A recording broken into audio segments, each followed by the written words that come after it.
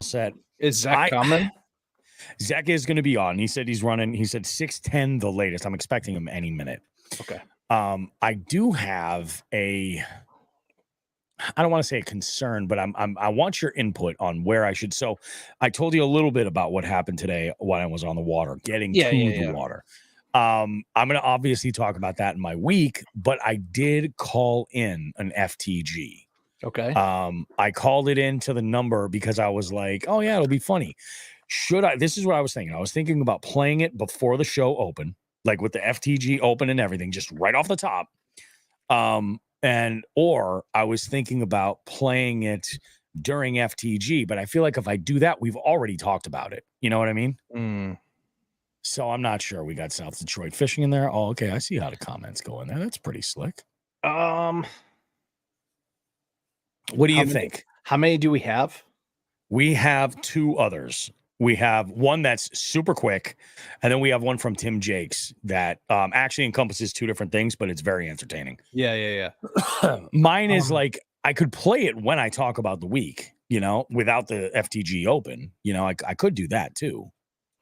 Yeah, I mean, I guess where my brain's going is, do we hold on to it for like when we don't have one, or is it so good you want to do it today? We're gonna definitely talk about it. About the that's right, because we're gonna talk about it. That's right. Yeah, that's right. I would right off the rip. Right off the rip. Rip. I think that kind of makes sense with the FTG open to throw people off. Like, what's this? All right. Yep. I can get behind that. I think that'll be pretty good. Let's talk format here. I don't know. We can run this past Zach. So if there's stuff that you don't necessarily have, FTG, we've got tons of shit. What about gear of the week and just the tip? Anything you guys think you want to throw in there? Yeah, I got one from a new technique that I used. At St. Lawrence. It's not BFS. Oh, we'll talk about that. We're going to talk about that. No, let's talk flogging. Flogging? You don't know what flogging is? Flogging, like flogging Molly, like that? No, dude. Those big ass viewers that you put in the water. Oh, yeah. That's what that's called. Dude, it was fucking fun. I got some videos I'm gonna put up of us like doing it. Yeah, because those, when those fish are in the beds like 15 feet, like it's clear water and you can kind of see them, but like you can actually have one person on the flogger watching, one person like doing the drop shot or the bait, whatever, and they actually like to be like, yo, set it, and like fucking you set it, and it's pretty cool. It's pretty fun. That sounds awesome. I always thought that those were primarily used for like cameras. No, really. It's to see fish down on the beds. They use those in what, MLF? Do I see them a lot? Both of them. You'll see them up. It's usually when they're on like Champlain and the St. You have to have clear water. Yeah. Yeah. Which I had none of which on Saturday or Sunday. It was rough. It was a day. Oh my God. It was just such a fucking mess. Vinny goes, I join in and y'all talking about flogging. See, he thought it was something else too. Yeah. But yeah, that's what we're talking about here. Flogging, huh? All right. I'm into it. I saw that picture on your Instagram, Joe, and I was like, what? They're going hard. What the hell is going on here? Oh, the one with Taylor laying down? Mm-hmm. Yeah, that's when he was, there's actually 3 of us on that boat, and we smashed him pretty hard that day. That's nuts. It was good, dude. Nuts. It's wild up there. It's insane. Oh yeah, I can only imagine. I can't wait to go up there. So I got good news on the boat. Oh, yeah. I got my paperwork in with the serial numbers for the outboard, the hull, and the trailer. So you can insure it and shit. So I can go for insurance and everything. Now, my wife generally handles all the insurance stuff. It's like the only thing that she's in charge of. So I'm like, hey, I'm going to forward you this email, send it over to our insurance company, get that all set. And I had to also send a picture of my ID. Yeah. My license with it. So I sent that already. So it sounds like once that gets back in, and I'm hoping if Holly did it, maybe as early as Monday or Tuesday, then I can go and freaking sign on the dotted line and drive home with the boat. That's awesome. Hell yeah. Yeah. Yeah. I had to shop around for insurance with mine just because, like, I use USAA for everything except for my boat because the rates just weren't They're crazy. With the boat. Huh. So I use Progressive. They were the best by far for rate wise. That's who we use for our insurance. Is okay, then you're fine. They're probably the best ones for boats. Joe Fournier, whoever doesn't watch Jigs and Bigs live, FTG. I love that. Yeah, I'm pretty sure we go through Progressive already. And that's the thing. I just want to add it, and we can always change it if I need to. You know what I mean? Like whatever I got to do, but I just want to get it done. Yeah, I mean, even for my boat, it was pretty short money, and I have all my electronics are covered, my gear, everything. Yeah, that's exactly it. You got to have it all covered because something happens, and then you're like, okay, something like that. You got to have it all fucking covered, man. Oh, beautiful, man. Once Zach gets in here, so that's cool. Yeah, all right. So we got just the tip. We got some flogging going on JTT, Jonathan Taylor Thomas. Gear of the week. Anybody have some specific piece of gear that they want to talk about? I'm trying to think. I could talk. I did some rat fishing this week. Oh yeah. In fact, Joe, you have one of these rats. You have the sack pig rat, right? With like the twisty, what do you call them? The rotating hook trebles. Let me see. It came in a quarterly box. Yeah, I think I have it right here. This one? Yeah. Yep. It's silent. Yep. That's the one. Yeah. It's silent. I got a gray one. And man, I caught 3 on them on Friday, for real? Saturday. Yeah. We'll talk about that. That's going to be a good one. Nice. The only thing I have are those koozie rod covers I sent you. If the thumb for the episode is not a traffic cone, I'll be disappointed. I'm not sure. I caught a number of fish, and I'm sure Joe's got some good fish too. So yeah, I have a feeling. Although then again, we got John Hagens in the beef seat this week, and he's sent over a couple of really good pictures. I got a flat of like. There's only so many guests we've had on that can put flatheads on the cover of Jigs and Bigs, and John Hagens is one of them. Yeah. You know.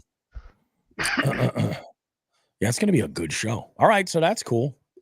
Yeah, so gear of the week. Yeah, we could talk about that rat. And actually, it works out because we got Zek in the house. Zek, what's up, buddy? How are you, homie? Good, man. How are you doing? I'm doing all right, man. I'm chilling. We're about ready to go. I'm just gonna review. Pat, how you doing? What's happening, Zach? How you doing? I'm all right. Oh yeah, baby. Crack them if they're cold. It's happening. Good day. Dude, we got a bunch of folks in here. I got a date with a steak hoagie. There you go. That's some Pennsylvania shit right there. Hell yeah, baby. So gear of the week, Zach, we're gonna talk about that rat because I put some work in with it today, and it worked out really good. What is the actual name of that rat from Sack Pig? That is the one piece. Hold on, I think it's called Mischief. I'm gonna tell you right now.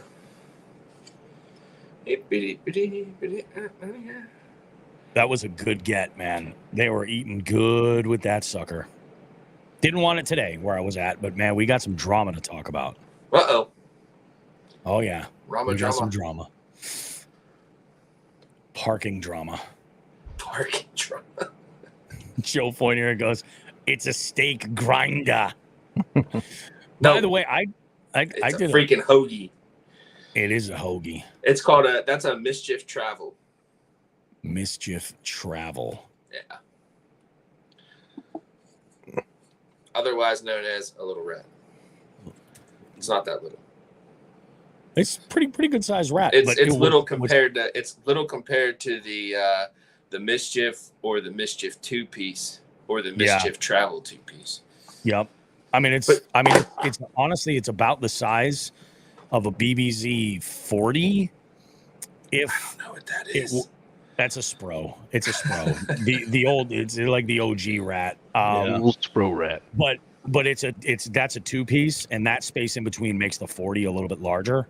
But we'll talk about that. Hey, because Pat, how come me and you don't have little white titles underneath? I didn't know what to fill in for it, and the only thing I would think of would probably be a little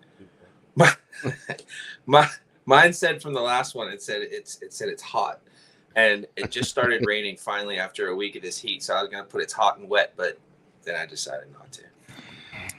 That would be appropriate. That would be appropriate. All right, let's go ahead and do it here.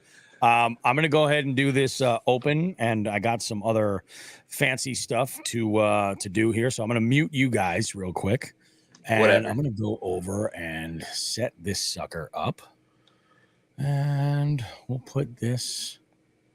Hold on a sec. There we go. All right, we are rolling in 3, 2. Hey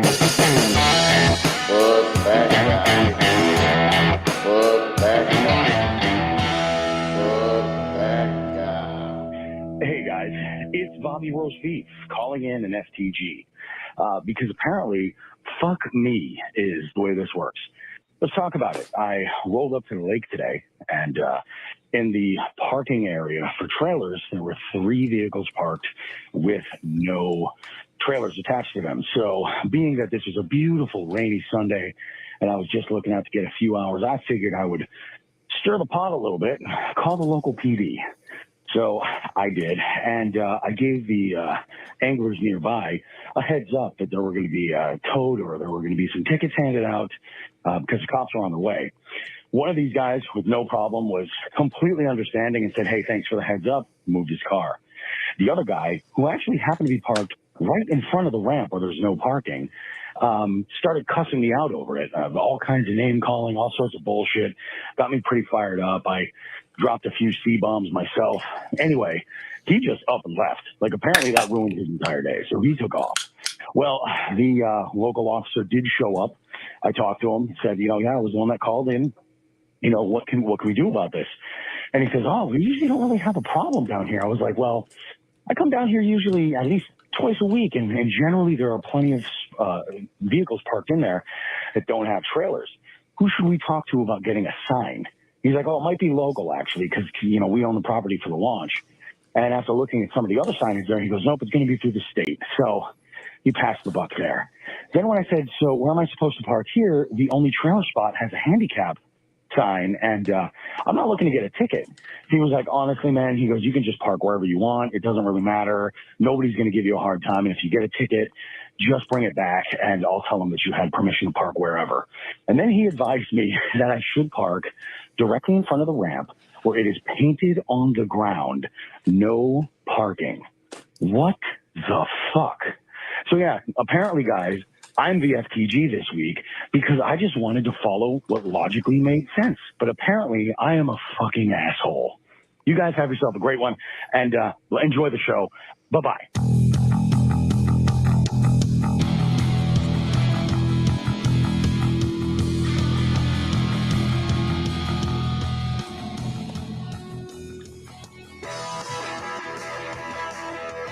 Alrighty, guys. Bobby Roast Beef here with another amazing episode of Jigs and Bigs. Man, we just have a whole crew tonight. We got 4 hosts in total. You got myself. We got who the fuck is Joe Brown. We got the one and only Pat Martin. He's one of our jig heads. We have another jig head. We've got Zach from Dark Horse Tackle joining us. We got lots of stuff to talk about. Yes, we started the show with 1 FTG. I couldn't wait for segment number 2, guys. You're going to hear about this in my week review. We got all kinds of good stuff to talk about. Joe just got back from the St. Lawrence River. He was up there with the whole Fish or Die crew. They were out doing some flogging. I don't know what to exactly make of that, but we're going to find out what it's all about. Pat's got a great story. He actually hit up a body of water with another friend of the show, Matt Thayer from Klondike Custom Baits. He's going to share his experience on that trip. And then, of course, in Gear of the Week this week, Bobby Roast Beef loves a big wake bait, especially a rat sort of niche for a wake bait. We're going to talk about one very special one. It's a good thing we got Zach in here because this is an official Dark Horse bait. It is. You can get it from Dark Horse Tackle. Check all that stuff out. Guys, we have an amazing show lined up. Don't go too far. We got more good stuff coming up. Get yourself something delicious to enjoy, and we will see you guys with more show after this.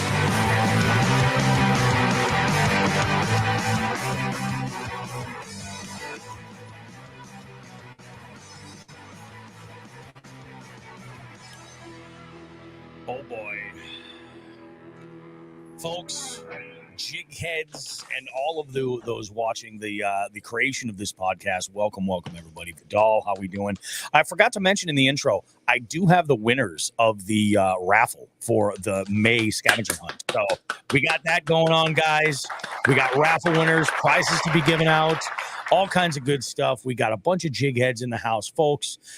Feel free to make some comments. Well, and if they're tie into the show at all, we'll go ahead and pop those in here too. You guys might be noticing something that looks a little bit different about this live.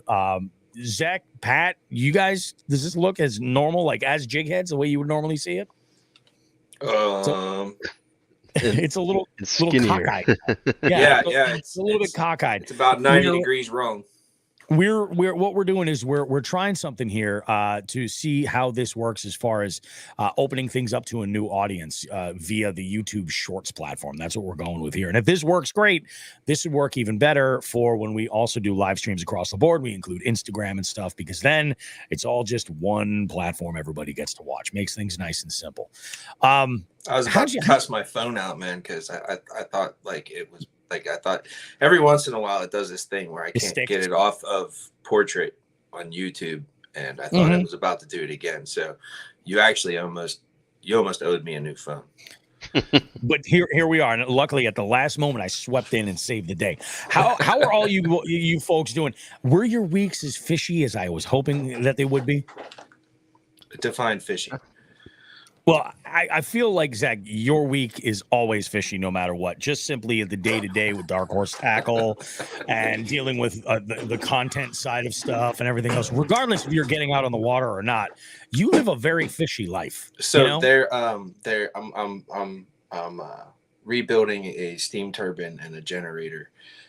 Fishy. And this power plant sits right on the Beaver River. I mean, right, like literally right on it. So right like adjacent to the beeve. Yeah. Yeah. And so yesterday, I walked out to go look at the water, and two kayak anglers came by, and I asked them how their day was, and they said, "Dude, we've been just ripping hogs all day long, nothing less than 3 pounds, all smallies." That's exactly what you wanted to hear too, right? And then like I had like one single tear run down my eye. Yeah. Sarah and then McLaughlin started playing in the away. background. Of course they did. Jerks. Man, I'm telling you, it is absolutely wild. Joe, you had yourself a bit of a week. Huh? I did have myself a week. Wild week. I love that. Yeah. This is a fishy fucking show this week. It really is. Yeah, I didn't mention it. I didn't mention it in the intro, but we got John Hagens. We're talking multi-species. Yep. In our third segment there, in the beef seat, we got John Hagens. We're talking catfish, we're talking carp, we're talking a little bit of bass too. All kinds of good stuff. Let's go ahead and go around the room and kind of get in touch with everybody's week, how they are. Why don't we go in this order? Pat, why don't we start with you? Then we'll bring Zach into it, see how it goes. And then Joe, let's get to St. Lawrence, and I'll wrap it up because my week ended up in a weird way. Sounds good. Yeah, I had a fishier week than I've had. With my schedule, I pretty much have 2 days off where I can fish, and this year so far has been pretty disappointing as far as fishing because I've had a lot of work to do, helping out my parents and stuff on my week off. So this week, Matt and I had plans Wednesday to go down to a spot in Connecticut where you joined him. Yep, and absolutely. He's been hot on this spot, and it's been treating him well. Treated you guys well when you guys went. Oh yeah. So I was excited. So we meet up. We head down there. Get down. Get the boat in the water. It's funny. There was a couple kids fishing on the ramp when we got there, and as Matt dumped me in with the boat, one of them's like, "Hey man, my frog just snapped off and it's floating over there. You think you could grab it for me?" I'm like, That's "Yeah, awesome. yeah, no problem. I'll go over." And then you So pick he it was up and like, you're like, sweet, I got a new frog, jerk. he was like, "I was about to swim over there, but somebody said there's a bunch of snapping turtles over there," which kind of cracked me up. I was like, "Ah, you'll be fine." But I got Yeah. you. So got his frog, and so we head out, and as you know, in that spot, and this is something I'm not used to because in Rhode Island, where everything's ass backwards as far as our fucking Well, DEM and everything. So we don't have speed limits on water. We have horsepower restrictions. So this is oh. a smaller, body of water. Mhm. And so pulling in, I'm like just thinking like, oh, this is, trolling motor only or Mhm. 9.5 horsepower max or something like that. And so when I go over and pick up Matt, give the kid his frog back, and he gets in, and he fires up the outboard. I'm like, oh really? I was like, oh yeah, that's right. We're in Connecticut. We're in another It's a state. speed limit. As long as you don't open her up, it's fine. So we motor over to out the middle where it gets a little shallow spot, and he shuts off the outboard and he opens up one of his containers and is getting ready. And I pick up rod with one of his spinner baits on it, Yep. and I throw a cast out, and I go to start reeling, and I thought because it's rocky, so I'm like, what did I immediately like snag on a rock? And I start to reel, and I'm like, no, I'm on. And Matt and I are in the middle of a conversation too. So he's talking, and I'm just like, yeah, I'm on. And he's like, oh, yeah, yeah. And I'm like, no, no, I'm on already. And he just turns around, throws his arms up in the air, and he's like, yeah. And I pull in what at the time was my new PB smallmouth, because in Rhode Island we don't have a whole lot of, or at least down in my area, not Yeah. a whole lot of smallmouth. So 16-inch smallmouth. First cast, didn't Dude, that's even not crank bad. it, and the thing ate the fucking spinner bait. So Nice. right off the bat, I'm like, all right, here we go. This is going to be a good day. And throw it on the board, put it in. Um, Matt just goes, you realize I haven't even put the trolling motor in the water yet, right? Yeah. That's I'm just awesome. like, nice.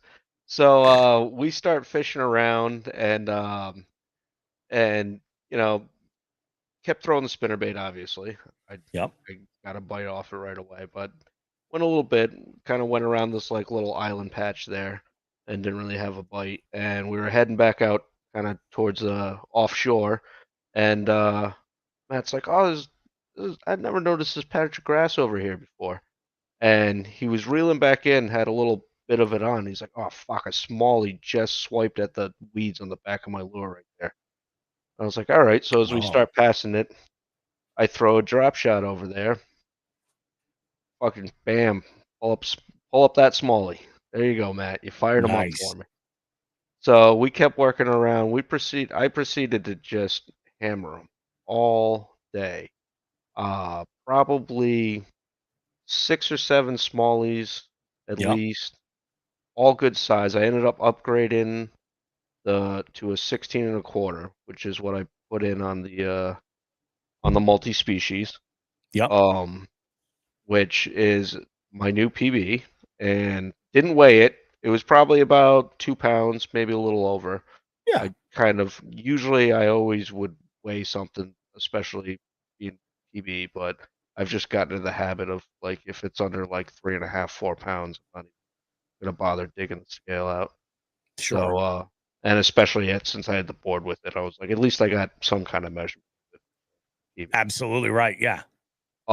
Ended up catching about a little over a 3 pound largemouth, 18-inch. So I got to upgrade that for the tournament. Nice. I think the one I had before was like 15 and a quarter or 15 and a Yep. half.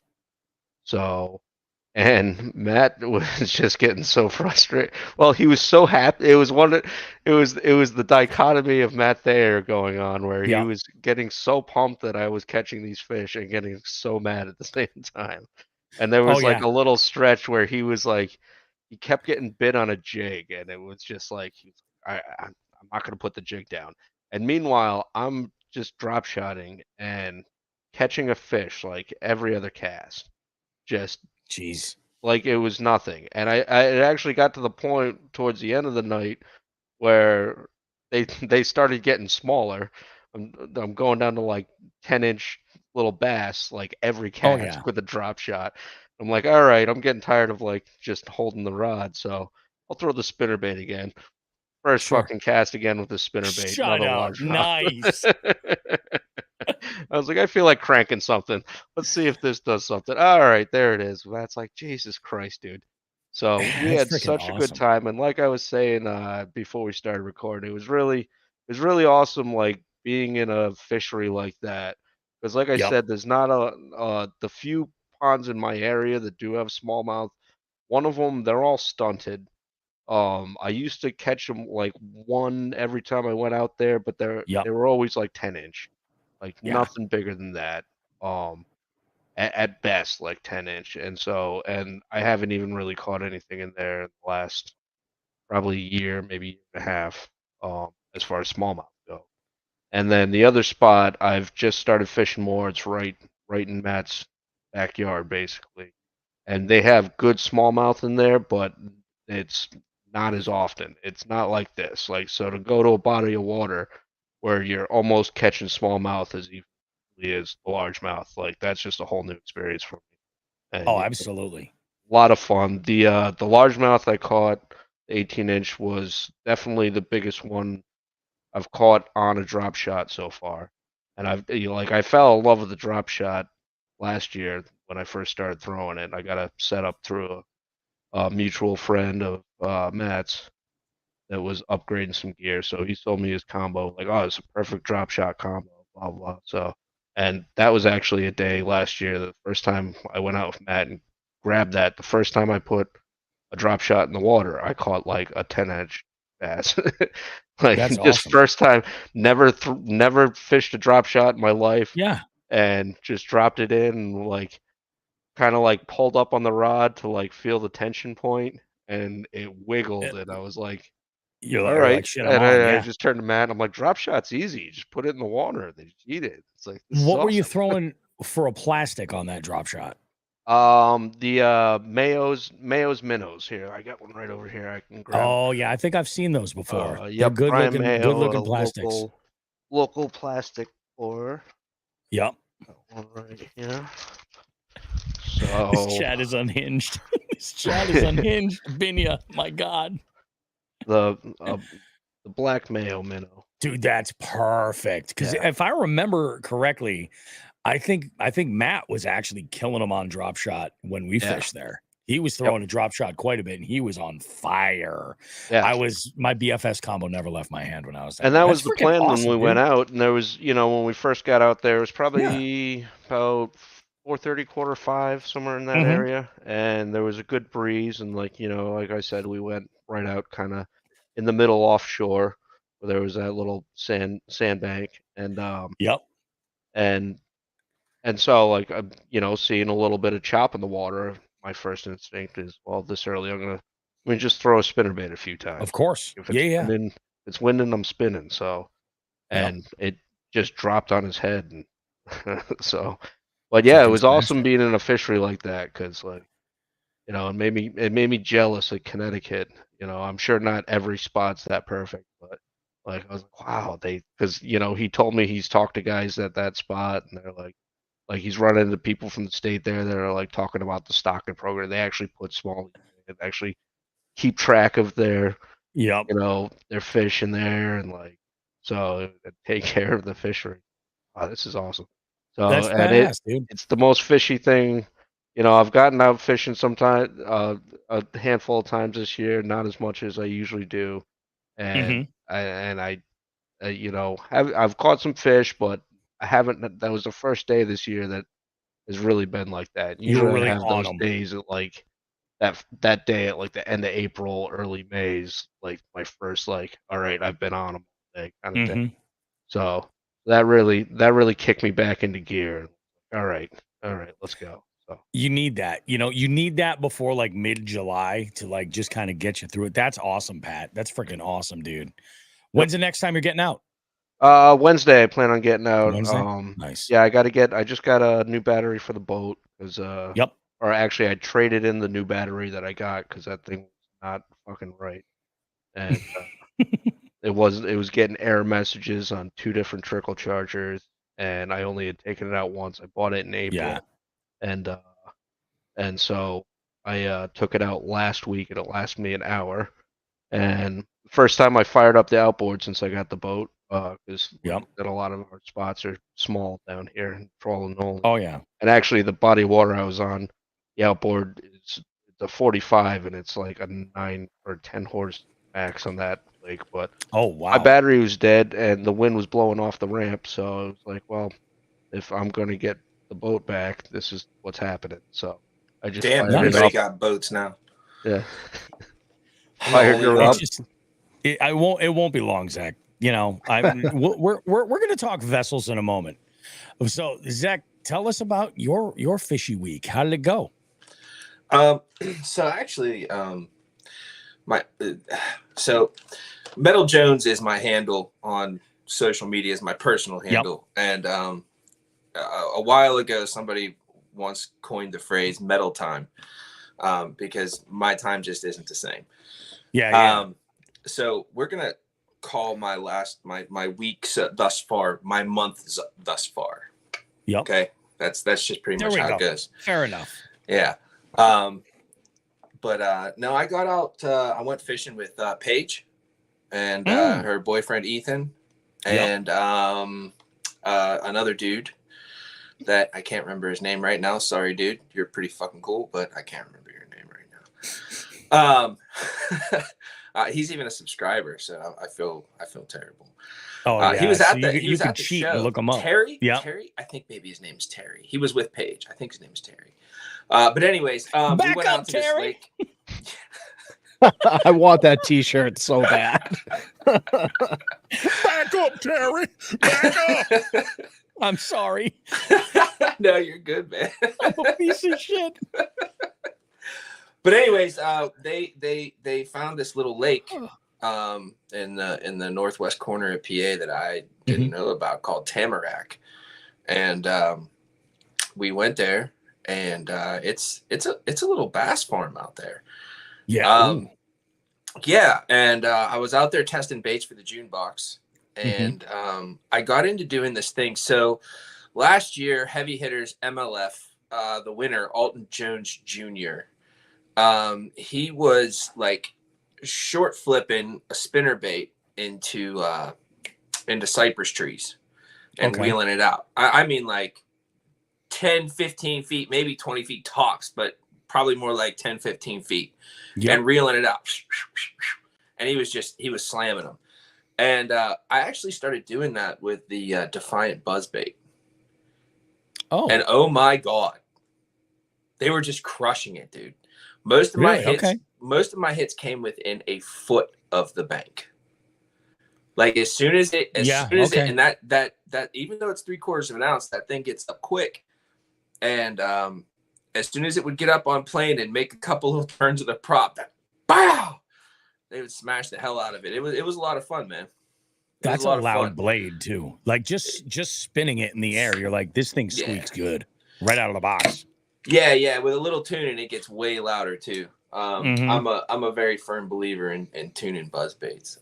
I've got micro buzzes that are like a year old, and like they've been hit so many times and abused and used and everything else that like the wire has come kind of loose in there. You know what I mean? So it's loose from the head. It hasn't come apart or anything. It never will, but it's come loose from the head. I still throw them, man, just because they make so much noise. It makes all the difference in the world. I'm a big believer. I'm a big believer in top water noise is more important than anything else. The noise your top water makes. Yes. No. If you are wanting to catch topwater fish and you're using something like a buzz bait or honestly any kind of topwater, and you're not catching, find a way to make a different noise. If you're using a soft plastic Mhm. like horny tone or something, find something that makes a different noise. Maybe it's a little bit louder, maybe it's a little bit softer. Yeah. Maybe the frequency of the noises that it's making is higher or lower, whatever. Just find a way to make a different noise, and you can actually dial in topwater. I think, honestly, from pre-spawn to right before winter, I think you can catch topwater fish no matter what. I mean, that's what I like Oh, to yeah. do. I'm pretty. It sucks sometimes because I'm supposed to be out there testing all kind of baits, and I just For want to catch sure. stuff on top water. That's exactly it. Well, this month I think probably worked out really good for you because the entire did. box that you're testing is all top water. Yeah, exactly. No, it was a lot of fun. Besides that, not too much this week. Just really freaking hot, boys. Like Crazy ass what hot. was Oh, it yeah. like for you boys? Was it up in the 90s? Oh yeah, all week long. Yeah, I'm right on the coast in southern Rhode Island, so it was like mid-high 80s, but the humidity point was like Yeah, 75, 80. yeah. That's what they It's not call New England Mississippi anymore. hot. Yeah, Yeah. it's Oh, like yeah. the subtropics. I was on the Canada border and it was still 88. It On the sucked. Canada border, riding bitch. I was. We'll talk all about that. Keeping them I at hear bay. all about that shit. Yeah, Damn. yeah. Damn. But no, other than that, man, a lot of design work for all the Dark Mhm. Horse tackle stuff, a lot of the KAS Yep. stuff. I went to Michigan.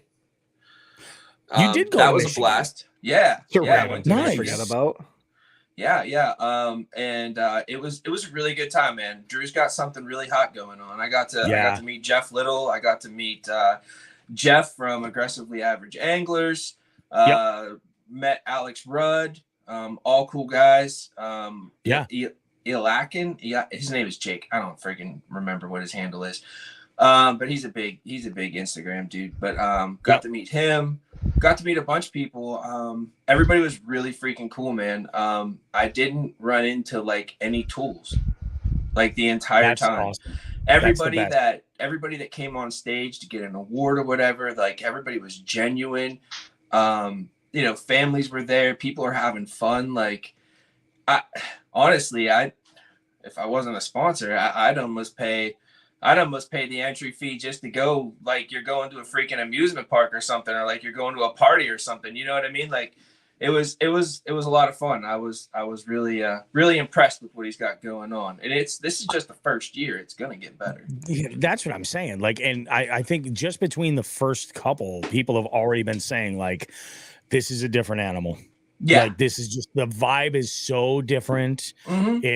It's not your typical, like, and you get some of those like the competitive kayak fishermen that show up with like all that's what they do. But even their vibe, I've heard, is different than if it were a KBF or a Hobie BOS or something like that. Like this is more about really just like enjoying the sport, you know, and You can making tell it a by little what they interesting. You can tell by what they like when they're talking about their days and stuff. You can tell when they're on the water, it's business. But when they for come sure. off the water, it's not business anymore. Like they're awesome. They're hanging out. You know what I mean? Like you've got Yep. things to do. You've got people to talk to, hang out with, drinks to drink, food to eat. It's a really good time, man. I would genuinely encourage anybody who has ever even thought about doing a little bit of competitive tournament angling to give it a shot. To try it. Kayak Adventure Series, man, it's no joke. Are you going to the event at the Susquehanna? Abso-freaking-lutely. I will see you there. I'm hoping I the don't. only event I'm gonna miss from here on out is the one in the one called Ozarkana out in Missouri. I'm not gonna make that one. That's the beginning of July, but I think I will be at the rest of the three. If I'm gonna miss another one, it'll probably be Wisconsin, because that's a haul. It's a haul. Yeah, but is. I really It's a do. lot of Who doesn't cheese. want to go fish the upper Mississippi, man? Come on. Right? That's what I'm saying, dude. So I don't think I'm gonna fish the Kayak Adventure Series simply because I'm gonna be there at the Susky. I gotta drag all my gear for trivia and everything else. So I'm not gonna take my kayak. My kayak is just, I never fish it. Like, it's not like I'm gonna be able to pre-fish it, you know? and get an idea of like where I'm gonna go. So I'm just gonna be feeling it all out. So I'm just gonna be going and hanging out, having a great time. Probably do some fishing, just for kicks, And but I'm gonna be hosting fishy trivia there at the award ceremony. That's gonna be awesome. I gotta, something confirm you all might that, want to but- consider in the future is maybe make a couple days of it, more than just a couple. And the reason why is because if you get there, like opening whatever ceremonies, whatever, I forget what he calls it. That's like Thursday, right? Yep. And then it's Friday, Saturday is the tournament, and Sunday everybody goes home. But dude, if you get there like Tuesday, Wednesday, dude, like you can get out there and go fishing with all the guys pre-fishing, like, oh hell yeah, you know what I mean? Like, and I kind of shit the bed at Michigan because I didn't show up till Friday, Thursday night, I think is when I showed up. I can't remember now. It's been a long time. Anyways, but no, like if you make a little tiny mini vacation out of it. There's like, you can have a whole lot of fun, man. And honestly, I would suggest that to anybody that's going and not fishing the tournament. Like, get out there, because like there's dudes fishing the entire time. Like if you're somebody that never gets to fish with people very often, dude, you can have people to fish with, which it's a nice change. I personally think that you learn the most when you're fishing by yourself, but fishing with other people is a whole hell of a lot of fun. A completely different animal and a lot of fun. No, I agree, dude. That's awesome. I'm looking forward to it. I think it's going to be a blast. And thanks for putting me on the big screen there, Bobby. Oh, I'm figuring out how this new platform works, and I'm kind of liking it. Now, up next is Joe. We get to hear about what it's like to ride. What's up with the boat, Joe? Really, that's what we got to know. All right, so we'll touch on that as well. So I ended up going up to St. Lawrence a day late. I went up Tuesday. Oh, really? Yeah, because Monday I basically was like, I'm just showing up down there. I'm gonna see where the boat's at. And gotcha. I also had to grab some gear out of it because they're supposed to have it for a few days, so I left most of my shit in it. And so I go down there, and the thing's just absolutely pulled apart. Everything's just, there's wires everywhere. So I was like, okay. I lost my cool a little bit. It's frustrating, and I'm actually going to talk a little bit about it at the end of the news segment. That's where I'm really going to talk about it, because there's something that kind of goes hand in hand with it. But so boat's not ready. Tomorrow I'm going to tell them they basically have 72 hours to figure it out, or they need to give me a loaner. So that's, which is fair. Yeah, it's been a month. It's been a month, so it's a little ridiculous to keep having them tell me that, we feel like we're getting close, or we don't know what's wrong, or we're almost there. And no, that's just not an acceptable answer anymore. I want to know if it's a wiring thing, then you need to rewire the whole fucking boat. Yeah, it would. I would just think, if narrow it down and then fix that. Yeah. So it's you know a guy that would get it done down at JCS. That's gotta be so frustrating. And I was talking to Josh Codier about that because he was up in St. Lawrence with me. I was like, dude, I would have had it back in 3 days. And but I'm stuck because it's fucking warranty work, and John can't do warranty work, or not for Skeeter at least.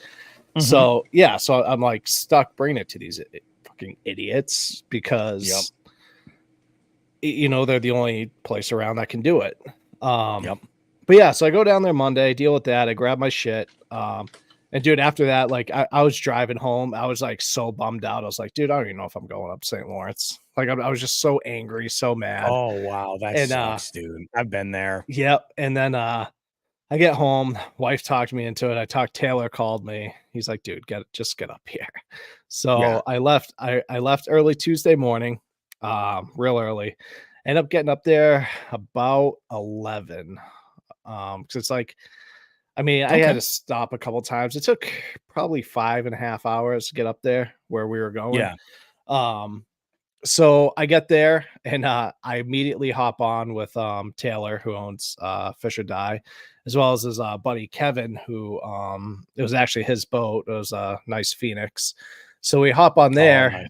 and this is where the bitch seat thing comes in, So obviously it doesn't have like a center seat, and it didn't even like have a pad like the Skeeter does. So I was just, dude, and it's a lot, you get that, you hear that word St. Lawrence River, but it's as rough, if not more rough than any lake around here. You know what I mean? Even like the river yeah. portion, it's a rough ride. So I threw I think a Instagram story and a TikTok up there of me getting bounced around, but no, we that hurt. yeah, dude. I was telling Taylor, I was like, dude, I'm sore. Like I'm getting old. I'm hurting. Whole new Um, meaning to Bacchiotomy. the phrase butt hurt. Yeah, exactly. Yeah, it was like, dude, my back was cranked. I was actually taking like, I'm not the type to take like Advil and shit like that, and I was fucking cranking them that evening. But, Fenty's just like, yeah, dude. So we get out there. We probably hit the water about 11:30, and God, we immediately started cranking them. It took me a little bit to get my first one because like one thing about being especially like a bass boat tournament angler is very rarely do you retie. Like I just have my setups on my deck ready to go. And like, so this is like, okay, because I only brought 4 rods with me. So I'm like, so anytime I had to change something up, I'm in the back, I'm fucking retying. I'm like, God, this sucks. I'm not used to this. But no, so this was the Fish or Die content week. So basically the purpose of this is, all the Fish or Die team members, those that he sponsors, basically comes up. We had guys come up from Florida, West Virginia, Georgia, I believe it was Georgia, like the Tennessee, like they're from all up and down essentially the East Coast. So it's basically to help get to fish the Fish or Die baits, help get a little content for them for whether it be social media, website, or whatever. And so I'm and I just love their baits anyway, obviously. But so my first fish came actually in from a technique we'll talk about later, basically using an underwater viewer, or what they call a flogger. Basically, so we got up there, the fish had already really spawned. There's a couple spots where there's fish still sitting on beds, but people are saying like they're kind of like ahead of themselves this year because the season up there just opened. It opened, I think, June 15th. So we were there essentially a few days after the opening of the season. Because you can't, and I didn't know, because come from Massachusetts, I didn't realize this. You can't just fish bass all year round up there. There's an actual like season for them. And so first fish comes actually off a drop shot, a Gadsden, Fish or Die Gadsden on a fish on a bed. So we're watching through the viewer, we're watching, it's a male, female. Female was kind of hanging, and there's some weeds on the exposed, on the edge of the exposed bottom. She was kind of hanging out in there. She was probably about a 4.5. The male came in at probably like low mid 3s. And he was, guarding the bed. The female was kind of just, she wanted nothing to do with the bait. But after we were working it, and as we're working it with the viewer, the flogger, Taylor hooks up. He brings in like a 4, like for that he was just on the other side of the boat. And then I finally get this thing, and like I said, I'm gonna put the video up. I finally get this thing to hit to grab my bait, hook him. It was like, low 3s, good fish. So I broke the ice there. It took me like an hour and a half to maybe 2 hours to break the ice, while those guys had already caught a couple. So I was getting I was already getting kind of frustrated, but it's luckily, we made it work to where like a lot of the times all 3 of us were up on the front deck. Because there's that, it being a boater, you're not used to, like, you cast out, then all of a sudden they get on the trolling motor, so you gotta be like, oh shit, let me reel in so I can fucking and so we got that one. Went to another spot. We pretty much stayed in the Clayton area, like the real that Andrea Andrea Bay. So we kind of stayed in there, found another spot, and I immediately hook in to what undoubtedly would have been my personal best smallmouth, like without a doubt. I can't remember this. Yes, this was day.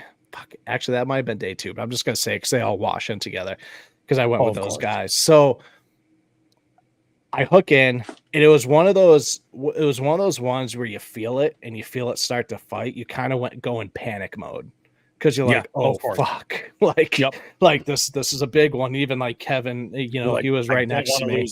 Yeah, Kevin's like, he even went in the panic mode. He's like, because he just knew just by hearing it. He caught a quick flash of it, and because we're in about 12, 15 feet of water, that water's so clear you can see right to the bottom there. Oh yeah.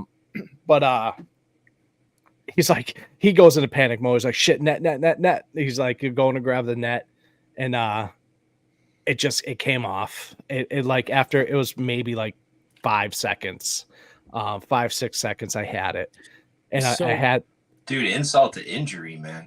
Yeah. Like this, you should have read your horoscope, dude. It doesn't sound like you're weak.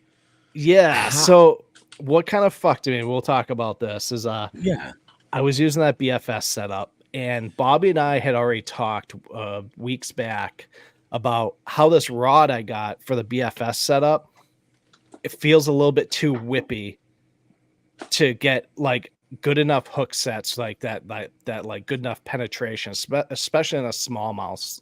What was the bait that you were throwing? I had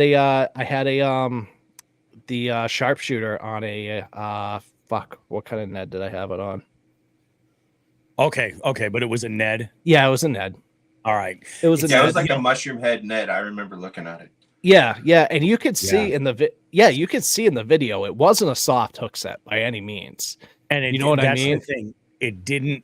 That's what I was wondering. So it's not like you broke it off or anything. Was it pulling drag? Oh yeah. Oh yeah. You can hear it. All right. Good. I had the drag almost all the way, and it was still pulling it. Like, that's easy. That's a big fish. All right. So it's not that it was a light line thing or anything like that. We can eliminate that. Nope. And you. Yeah. So I actually thought, I originally thought, I was like, fuck, he must have got me into the rocks, and the rocks, the rocks, slice my leader or whatever, because we were fishing near some rocks. And then, when I lose it, I reel it in, and the hook, everything's still, the bait's still there. Yeah. So I was, I'm with you. I think it's the rod. I think so too, 100%. Because I just want to. You're gonna have to try BFS Zach style. Because I like the BFS. I only like the BFS because it allows me to cast, easily cast lighter baits. Yeah, that's essentially why I use it. I have a Pride rod, medium light. It is not. It's not your average medium light. It's got a little more stick to it. Yeah, and I throw like 1/4 ounce stuff on there, 3/8 ounce stuff on there. Yeah, that's not BFS. That's conventional. Hey, it's a BFS reel, man. Yes. But those weights aren't like finesse. You know what I mean? Yeah, that's but that's the great thing about fishing. Of that rod? I can do however I want. You can. What is the speed? What's the speed, Zach, of that rod? Fast. It's fast. Yeah. Yeah. And I think, and the length? It's 7 foot. How long is it, Zach? 7 foot, baby. 7 on the nose. All right. Okay. Yeah, I think who's that? Binya? Is that Mike? Who's comment said I'm a grower, not a shower? 7 foot. Baby. Yeah, that's right. That's right. They make pills for soft hooks. Wow. Binya's talking all kinds of shit. He's off the rails tonight. No soft hook sets from me.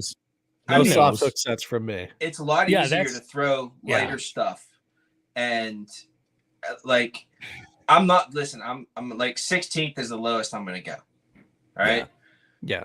And so most of the time it's 16th to 1/4 is what I'm throwing on a BFS.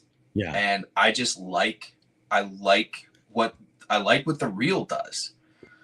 And I got a rod that was specifically not a buggy whip, because I'm not throwing a 1/32 ounce bait on there. I'm never going to. And that's exactly what the problem with this one is it's so fucking whippy. And that's why I think. Yeah. So the thing with that is a balance there. Like, if you're gonna throw ultralight baits, and I'm talking anything sub 1/8 ounce, right? Really? Yeah. If you're gonna throw ultralight baits, you need that rod to be able to load, to be able to chuck that bait. And even your casting is different. Like, you can't bomb a BFS cast in the same way you would throw your 7-foot medium heavy fast. You know what I mean? It's a different beast altogether. It's just a flick of the wrist, and it's a lot more delicate. Those hooks, if you hook set them, if you set the hook the way you would, like I was throwing a 1/2 ounce jig today. If I was setting the hook on my BFS combo like that, I could bend out the hooks. You know what I mean? They're that light. I do think that, like, it's just one of those things where, like, I've missed fish, but I've also caught fish on my BFS combo that I had no business reeling in on this such light gear. So it absolutely can be done. Sometimes I feel like, if I had to say, like, what's the advantage to BFS? The advantage with using BFS is efficiency combined with getting a bite when you can't get a bite on conventional size stuff. That's really what it is. It's more of a challenge, I think, to get a large fish in the net, on the boat necessarily. But I think that what is going to help would be a shorter rod, a faster rod, you know? And oddly, a lighter rod. So don't go medium light, go light, go ultra light, because it'll bend, but only so much of that tip will bend. Sure. Yeah. Bobby wants you to throw a chode. I'm starting my own BFS tackle line. It's officially going to be called Chode Tackle. You heard it here first. So after that, I mean, dude, that one hurt because it felt from that time that I had it. I, like, in my mind, I was like, not only is this my smallmouth PB, but this might be my bass PB in general. Black bass PB in general. Because you know, throughout the week, there were several 6s caught, 5s, 4s. Like there was. Big I fish. mean, let me. Joe, what is your bass PB? 5.7. 5.7. Okay. Yep, 5.7. So I think that was because it just did not feel like any fish I had ever, like any bass I had ever, like in my mind, I was like, maybe it was just a drum. We'll just say it was a drum. There you go. But it's fantastic when they just say no. Yeah. And that's what it was. And but yeah, so there was throughout that week, there was Josh ended up getting, the day I left, I don't know if he was with Chris during this, because he took Chris out from eBay Friday, but he got a 5+ and some 4s. He got a couple 4s with me. But yeah, so we that day, so I put the BFS away. It didn't leave. It stayed out of my hands the rest of that trip. We went and hit. Fair enough. Yeah. That's hard to recover from. Yep. So yeah, but it was weird up there because we expected to be in full spawn mode. We found some good fish that were still on beds. But most of them were they're either there's a lot of fish guarding fry. So they were just kind of like, you know, they were just constantly moving, kind of tough to pinpoint. But the rocks, there was a lot. We did catch a lot around rocks and just like shoals, just flat shoals. And so yeah, so I ended up that day. I got another one right around the same, like, you know, low 3. That one was also on a Ned rig. That was a fun one. We were just kind of thrown by the big bridge that goes into Connecticut, and and in the, you know, Kevin and Taylor smashed them at the same time. We got a little bit later start that second day, and we stayed like pretty much right till dark. Kevin got a 5. He got a 5, and actually, you know, I got some video of that, some footage of that. fish. That was pretty cool. I was actually on the flogger for that one. Guiding them in. I put it in the water. We were in about 12, 13 feet of water, and I saw her on that bed, and I was just like, oh gosh. Like, I was like, dude, I was like, this is a big one. I was like, this is the biggest one we've seen all day. And so yeah, Kevin was able to. It was funny because you know, there's obviously a pretty strong current, and Taylor throws his. He had a he was drop shotting. I forget which bait he had on there that he was drop shot, but it wasn't the Gadsden. So that the fish grabs it, the tail, and then immediately spits it out, right? And I was like, so in my head, I was like, oh, this one's gonna be a bitch. She's not gonna you know, go easy. And then literally 2 seconds later, Kev's Gadsden comes down right through the bed, the same thing, and she just fucking smokes it. And I'm like, set it. And he fucking, you know, and he gets it. So that was a blast. Day 3, I went with Josh. Josh finally this is Josh. Nice one, Zach. So Josh finally made his way up. Him and I went out, and he wanted to go hit the Lake Ontario. So we start to go in there, and I'm like, and I'm thinking to myself, I'm like, dude, I'm like, number one, I get seasick, so I was fucking terrified of that. And number two, I'm looking, and I was like, dude, those rollers look like pretty bad. And he's like, Sketch. he's like, no, dude, that's probably just like the current coming in from the river. He's like, I'm pretty sure it's going to smooth out. I'm like, he's like, I'm looking at this app. I'm like, okay. We get out probably 3 miles, dude. And it's just like, whoop-boom, the boat.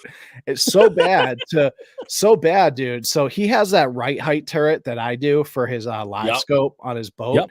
Dude, I look up, we hit it, and that fucking right height just snaps, dude. His his live scope just snaps right off. It's just like, you know, bounce around on his deck.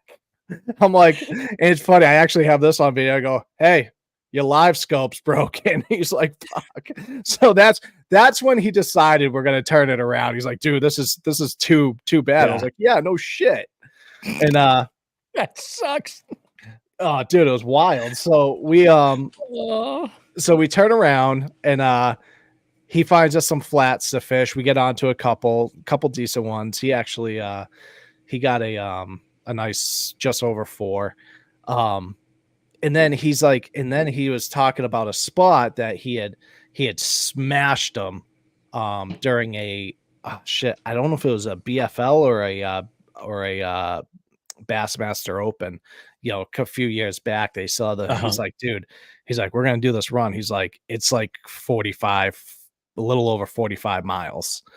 I was like, okay. I was like, let's fucking go for it. We better fucking smash him, dude. Yeah, so that's a big amount of time to dedicate. Yeah, so you know, it was our ride. Because you know, you're dodging big ass barges and shit. And so right up into Canada, dude, right in through Canada, back in the US. We got a couple there.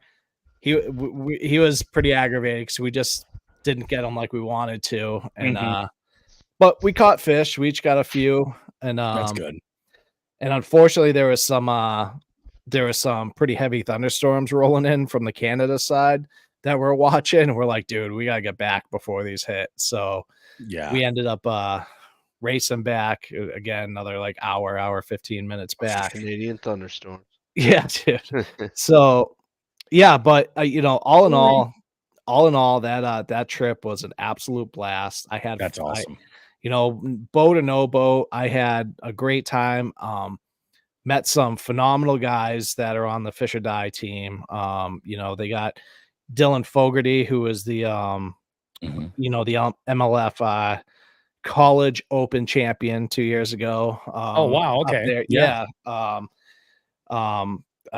feel bad because I'm forgetting the other guys' names, but just these guys, a couple of these young kids, all they do is travel around opens trying to get into either MLF or the Elite Series. You know, this just so happened to be a stop. Also met a couple MLF guys that were up there fishing. Kyle Hall and Drew Gill. Nice. They are because MLF actually got the last day MLF got canceled at Champlain due to wind. Oh. So a bunch of them okay. ended up at St. Lawrence. I guess they were just hitting it on their way. Like Jacob Wheeler was there. Yeah. So a bunch of guys just kind of stopped in to smash some smallies, I guess. And Dude, Drew Gill is not even human. he's nuts, dude. He is He's not not. even human. He's Yeah. a freaking computer. You know what's funny? Is his fucking trophy still sitting in his fucking passenger seat of his truck. Mine would be if I. That's wild. So he won the last MLF event. Yeah, Last week. Yeah. Yeah. So dude, his trophies. He almost won. What the hell is that place called over? What is that over in Kentucky, Tennessee? Dale Hollow. He almost won Dale Hollow. Yeah. But- he's an animal. I'm saying it right now. Wheeler stole his spot. Ah. Just saying. Just saying. The man drove past him like for 3 days straight, and all of a sudden on the last day, Wheeler's sitting on his spot. That sucks. Yeah, Drew Gill's freaking awesome. Dude, wicked nice kid. Talked to us for a few minutes. He actually, it was funny. So we were parked in, the hotel that Chris and Christina run. And and he actually pulled in there to grab a pizza from the place across the street. So he's like, so we're like trying to pull in. He's in our way. He's like, shit. She's like, I'm so sorry. I'm so sorry. And we realize who it is. We're like, oh, Drew. No, like, oh man, take your time. No big. Yeah. Yeah. And wicked nice dude. Kyle Hall wasn't as chatty, just a quick hi. Yeah. Whatever. But he's a Jacob Wheeler boy. You know what I mean? Yeah, exactly. They're boys. But so that was cool to see those guys up there. And dude, it was just a blast. We had a good time. Got to see, seeing Chris and Christina. Thank you to those guys for the hospitality, opening up their Airbnb and the hotel to us. That was phenomenal, and we're super appreciative of that. And while we were up there, you guys are at least Bobby, you're familiar with the Thousand Island tackle shop. Oh, Tits? Yeah, absolutely. I know Tits. So, Taylor went up and had a little conversation with them, with Chris's help. And they actually made a huge order of Fish or Die yesterday. Really? To put up there, yeah. That's very awesome, large, man. very large order. Nice. Yep. So, dude, those baits, putting all those baits to work up there was phenomenal. It was awesome. Dude, it was just a blast. I had a good time to the point where I told the wife, I was like, hey, let's smash an Airbnb. Let's go get an Airbnb and fucking go up there in a few weeks. Absolutely. Joe, hold on a second. Zach, what are you doing over there? Oh, I thought I had my mic muted. No, you sure did. Sorry, buddy. Okay. But yeah, so I'm going to try to go up there in the next few weeks, bring the family up there. There's a ton of Airbnbs that you can get that are right on the river, and they have like dock access where you can just park the boat. So we'll see. Zach went deaf from his steak hoagie. That's what it was. That's nuts. Oh, dude, those trips are the greatest. Oh, like, yeah. They charge you up for like a million other fishing outings. It's like you get so much more on the back end of those. It's funny you say that. So yesterday, I got home Friday, left early. I left not early morning, but like after I got up, took my time, I left, recuperated the rest of Friday. And yesterday I actually took the boys, the twins. We found a little spot. They get a little hike. They got to do a little hike into. Okay. Local to me, like 5 minutes from my house. Oh, and I was like, dude, I'm going to try to frog fish. And it was literally every other cast. I was nothing big, not big, but they were smashing it every other cast. It was awesome. That's awesome. Badass. Yeah. So that's freaking great, and dude. Then that was my fishy week. That's a pretty goddamn good week, man. Segment 1 is going to be an absolute beast. You guys might want to go ahead and crack one because I have a tale for you guys. Too late. Your boy made it out 4 times this week. All right. You could say I did a little bit of fishing this week. So I went out on my first outing was Tuesday. Yeah, Tuesday was my first outing. I went out to, this is fucking wild. I went out to a body of water that has a reputation for having a ton of fish, but a very not a great bass fishing spot. If you want to catch multi-species, this is a great spot to go, which is exactly what I wanted to do. Just go and catch multi-species. I needed trout. I needed rock bass. I needed a crappie to measure. I needed, there's so much stuff that I needed. You would not believe it if I told you. I get there, I launch the boat, and I'm primarily throwing my BFS in a drop shot. That's all I was getting bit with. And again, like I'm at a body of water that has a huge variety of species. We're gonna go ahead and lay into it. It's gonna be good. You know, everything will be great. I get out there and I had them biting on a couple of different presentations. And I caught 3 rock bass up there that were all under 8 inches. Absolute horseshit. I was fuming at this point. I caught a bunch of other, and up there, like bluegills are on beds. You know, there's bluegill beds all over the place, and they're just nipping at plastics, tearing tails off of shit. But again, like I'm looking for species that kind of fit this mold. Caught another big yellow perch. I did add that to increase my overall inches a little bit to upgrade the yellow perch I had entered. But again, nothing else. Wouldn't you know it, on my way back into the ramp. Now, I put a good 7 hours in. I was on this body of water for a time. I come back in and I hook the biggest largemouth I've ever hooked in this one body of water. Just 17-incher. A great fish. And I'm like, you've got to be shitting me. It was in like 23 feet of water on a drop shot because I saw these marks and I'm like, all right, well, we're a little bit deep now. Maybe we can get into some trout. Let's try this. Let's try this. Let's try this. I throw the drop shot out there. Bang. Hook up with this one just absolute fantastic largemouth. Pull and drag the whole nine. Great fish. I'm like, this is awesome. Nice size fish, you know, but not at all going to help me. So I leave that day. That is Tuesday. I didn't fish Wednesday, but I did get out on Thursday again. Now, Thursday, like I said, this one body of water I was at on Tuesday does have some trout in there. And I've caught browns and I've caught rainbows in a bunch of different spots. And I've kind of got some spots marked seasonally that'll work out well. So I went where you go in Western Massachusetts when you want to catch trout. The mighty Swift River, right? Super pressured body of water. But Thursday was that day, like one of the first days that was really, really hot, like stupid hot, like 92, 93, like it was up there. And the nice thing is about this river is that it only ever gets maximum to about maybe 55 degrees. Like I left the ramp and it was 52 degrees. The water had just fog coming off of it. It looked like it looked amazing. It was majestic, you know? I go and I'm throwing around one presentation and it's landing, you know, things are good. Things are happening. And I hook into a brookie, right? I'm like, sweet, this is awesome. It was like a 5.5, 6-inch brook trout. No big deal. But I got a photograph this time of this brookie because it was right out from the launch. This is like my third cast. I get a picture with this brook trout. Guys, I am not bullshitting you when I say I have been lit up in the comments for posting this picture because this brook trout has a little bit of blood coming out of its eye because it's just a tiny little fish. And it hit this little 16th ounce swim bait, 2-inch swim bait, right? Throwing on a 16th ounce tungsten jig. It hit this and the hook point was just coming out from the eye. You guys know that like sometimes that shit happens when you fish, right? Oh, yeah. Yeah, it doesn't matter though.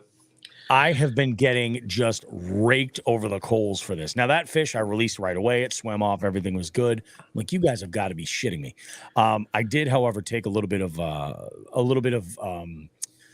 one of the stream queen, Caitlin Conti's tips of taking a negative comment and pinning it and just like letting it kind of like build conversation from there. We'll see how that does in the coming weeks, but it started, you know, it kind of started. But I was like, you guys got to chill the fuck out. Well, it happens.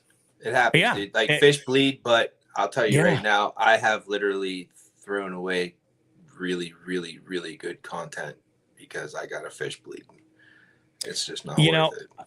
I try my best, and you know what's funny, man? It was such a little amount of blood. In the picture, I didn't even notice it. Like I made the picture my lock screen on my phone, and I'm like, you can't really see, but it's a live photo. So when I made the reel, you can see it run out, and I'm like, oh, Dude, just like put a caption on there that says it's okay, I ate it. I could have, I mean, although.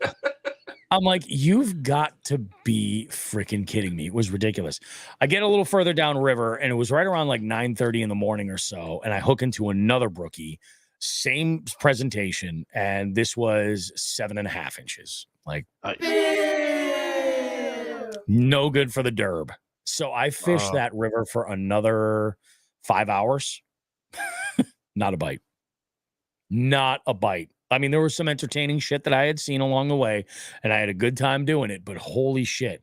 So I left and I went and I was recording content too. So I had my GoPro going and I was recording a bunch of stuff, and I decided I was absolutely famished. I have this thing. I don't know if you guys do the same thing. I don't like to eat breakfast most days before I leave. Like I'll have a little something to put a little bit of like salt and minerals in me, and then I'll drink water, and that's it. So when I get off the water, when I ask people that question in the interviews about like, hey, where are we going after we're done fishing? It's usually because I'm hangry at that point. You know what I mean? I'm not, I'm being completely honest here. John Hagen's actually suggested a really great spot. We have plans to go there soon. So I go and I grew up in this town right near this this area where I was fishing my entire from the years of 11 to like 25. And I had never eaten and I know I don't want to offend Zach, but there they have grinders. They're not hoagies. So I ordered this grinder. Is that like a weird Tinder or something? Yeah, something like that. No, it's technically a grinder. I mean, they are long and full of meat.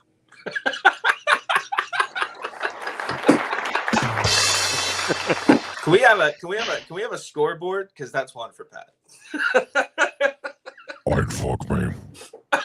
Oh God, I brought out Uncle Frank. Look out. So what I did was I ordered this sandwich without even reading the description, just because it had a great name. It was called The Burner, and it was this. Anyway, the review is on the video. I put it at the end, and some of the comments have come in, and people are just like, "That sandwich looks amazing," and that might be a thing. This is like my second sandwich review when I've gone out fishing, and it hasn't been necessarily amazing. Although actually, the first sandwich review was the other way around. The sandwich was meh, and the fishing was great. So maybe there's a parallel line there that I'm not sure of. So that was Thursday. Friday, I did not go out. I had a bunch of stuff going on. We're getting a little bit closer with the boat, got some paperwork in to handle for insurance and everything. So once all that stuff is all set, we'll be on our way. Saturday, I had plans to go out and fish with my buddy Paul, the old Polish hammer, and I. We're going to go and hit the water. Now, generally on my weeks, what'll happen is like, it gets to be about Tuesday, Wednesday, and I'll text Paul and I'm like, hey, bro, you want to get out and fish this weekend? And then it's maybe Friday morning. I might be like, yeah, that sounds cool. I'm available or something like that. Like it's forever. So I told him this week, I was like, you pick the water. Let's go. I don't even give a shit. Like, I mean, I've just been like, I just want to catch fish. I don't even care. I'm not even thinking about the scavenger hunt. Let's just go out and catch them. And, I had been looking at the weather and I was like, Saturday, it could rain early, but it might be a really, really nice day for some topwater. It might be. And it was. So I had just the day before had gotten in the mail the June box from Dark Horse Tackle, and that is the topwater box. And let me tell you guys, there were a couple of baits in there that I was really, really interested in throwing.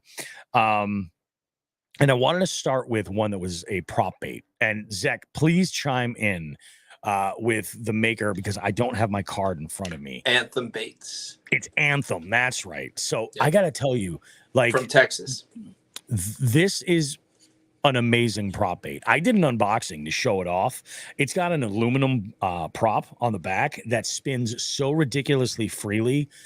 And it's unbelievable. And so I'm like, I want to throw this and see what it's all about. I did not realize until I tied it on that the line tie swivels. Yep. Which 100% improves the overall usage of that bait. If there's one thing that bothers me about every single other prop bait I've ever fished that's on the market, there's a fixed line tie and it rolls out if you move too fast, if it just blows right out. They roll over on themselves. Like they will actually roll over on themselves. Yeah. This one will not. And that's the whole thing. So you can see it in the video that I'm editing now. I just do a few retrieves. I didn't get any bites on it, so I changed up presentations. But you can see it in the video. It just runs. It's like dead on. It's like, wow, that is crazy. And I'd like to think that I put together this kick-ass combo for this, and I definitely did. But I've thrown other prop baits since then, and yeah, they kind of waver a little bit. It's like you use like a sweet spot.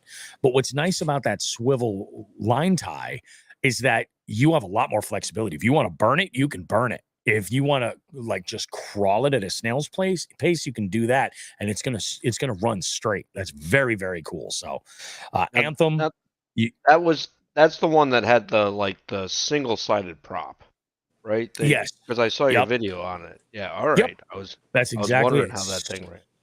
Unbelievable, and it's a big bait. Like it's a good size plug. It really is. I gotta make a little shout out to our boy Cliff Pace. Cliff Pace makes a balsa bait called the Battle Toad. That is that Anthem bait, a little bit smaller, but it's a balsa bait with the same prop system on it.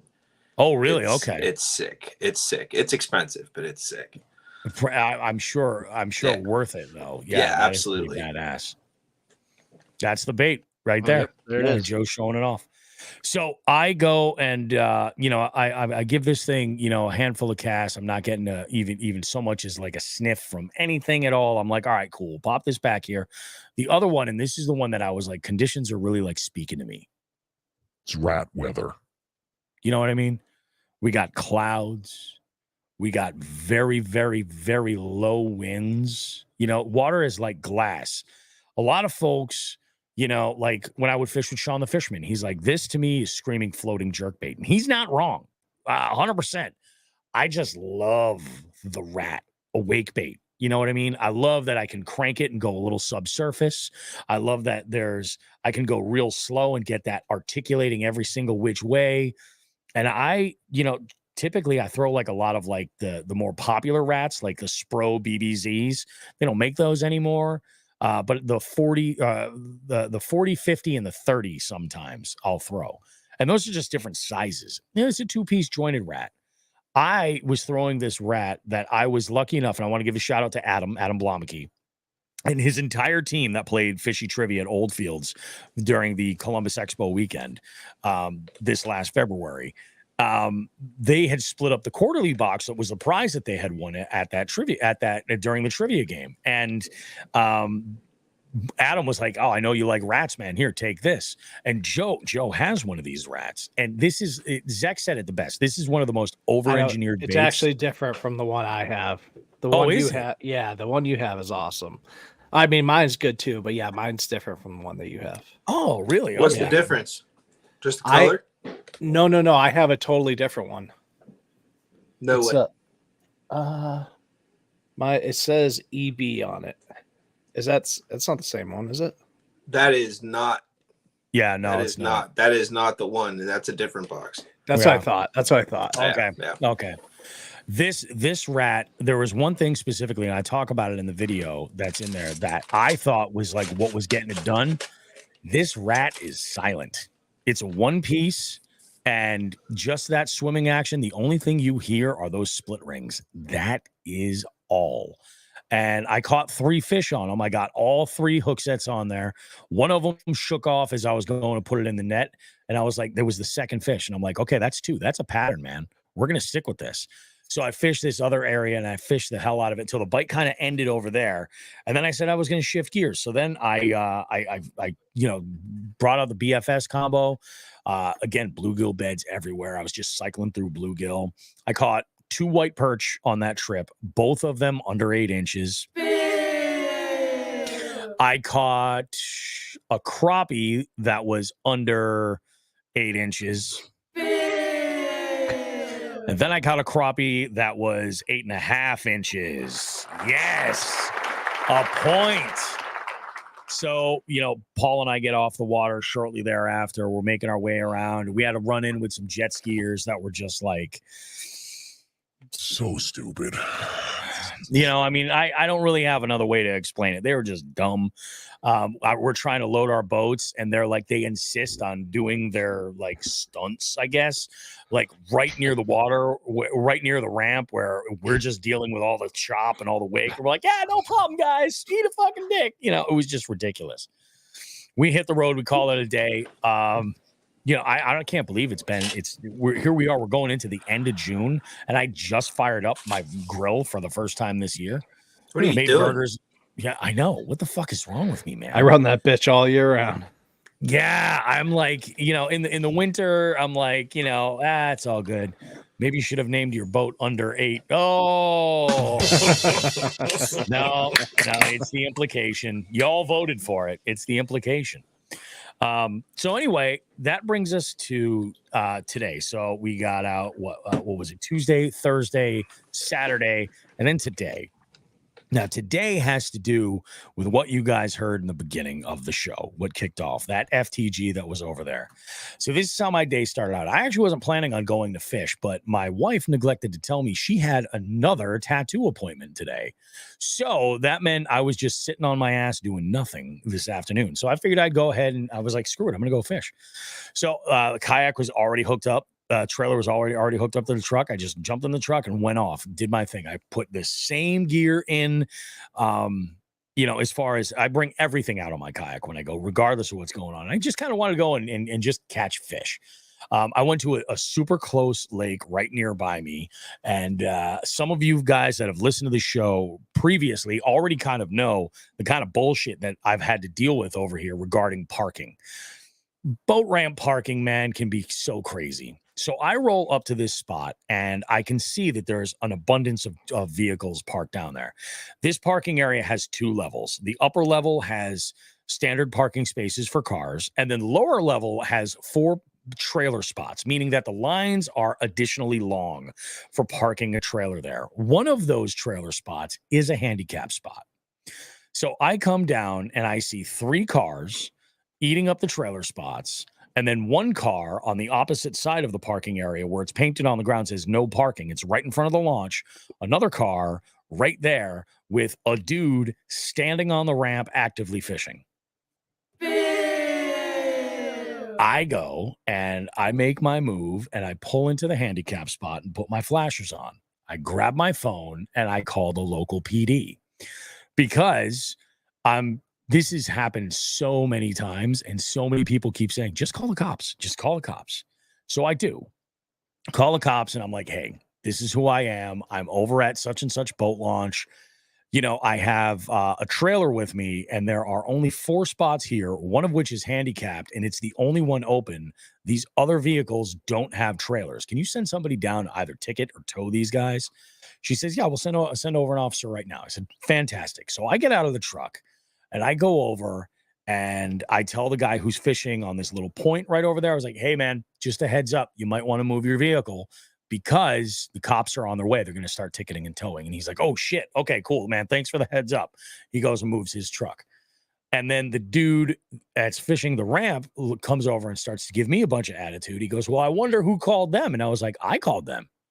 I go, I called them because I have a trailer. That's what these spots are for. And in order for me to park down here, I need to park in a handicap spot. I'm like, no, thank you. That's not going to fly. I'm like, I'm not going to get a ticket because you guys don't park where you're supposed to. And for the record, the upper level with the standard parking spots was empty. Everything was available up there. It was entirely empty. Who wants to walk, dude? Empty. Yeah. Oh, it gets so much better, guys. Oh my fucking God. Hey, so listen, just a suggestion, buddy. If you ever want to take the speak softly, carry a big stick approach, just park behind them. I have considered that.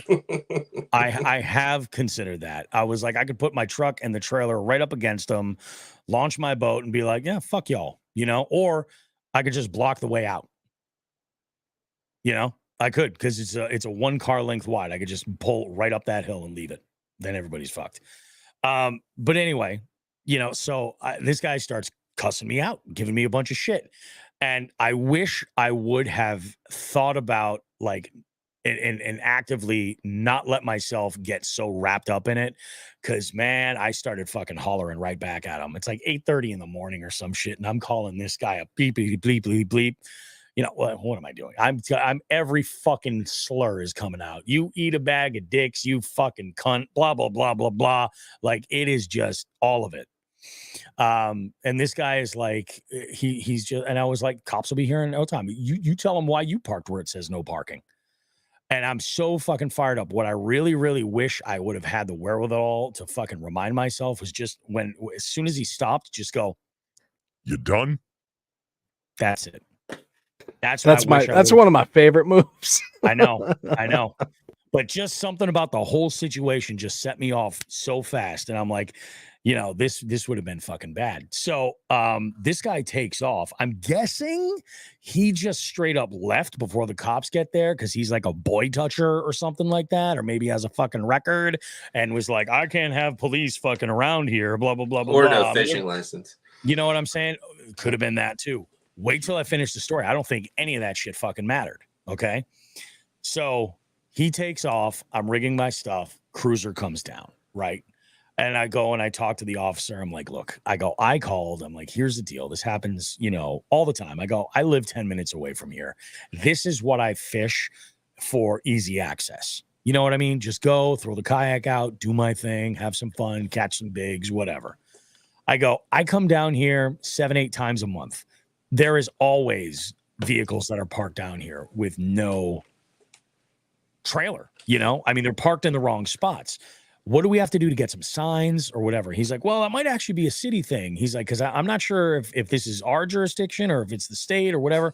After looking up some signs, it's not his jurisdiction. It's not. So he's like, as far as signs go, you're going to have to reach out to the state, which is fine because I've actually had really great conversations with the environmental police in the past regarding shit for the podcast and guests and questioning laws and all kinds of shit. They're an open book.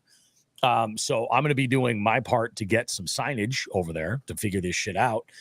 And the cop says to me, he goes, this isn't really something we hear about too often. And I'm like, really? I'm like, huh, that's interesting. I go, normally if there's at least one spot, I'm not going to call the cops, but I go, if I have to, I'll just call them over and over and over again. You know what I mean? So that you guys are hearing about it. And he's like, I'm not going to, ticket anybody. And as we're having this conversation, and this wasn't in the phone call because I totally forgot about it. As we're having the conversation, the kid that moved and left that spot open, the one that I was going to move to after I launched my boat, some motherfucker in a van that was friends with this kid comes down and pulls into that spot. And I look at the top. I tell him, I go, look at this shit. This is what I'm talking about, man. I go, it happens all the time. People will come down with a kayak and they're like, oh, I got to launch my boat. I'm just going to park right here. It's like, I understand that maybe your brain isn't putting together that those long lines in between the spots mean that it's designed for a trailer, but that's what it's there for, So, so you got cut off by a van down by the river?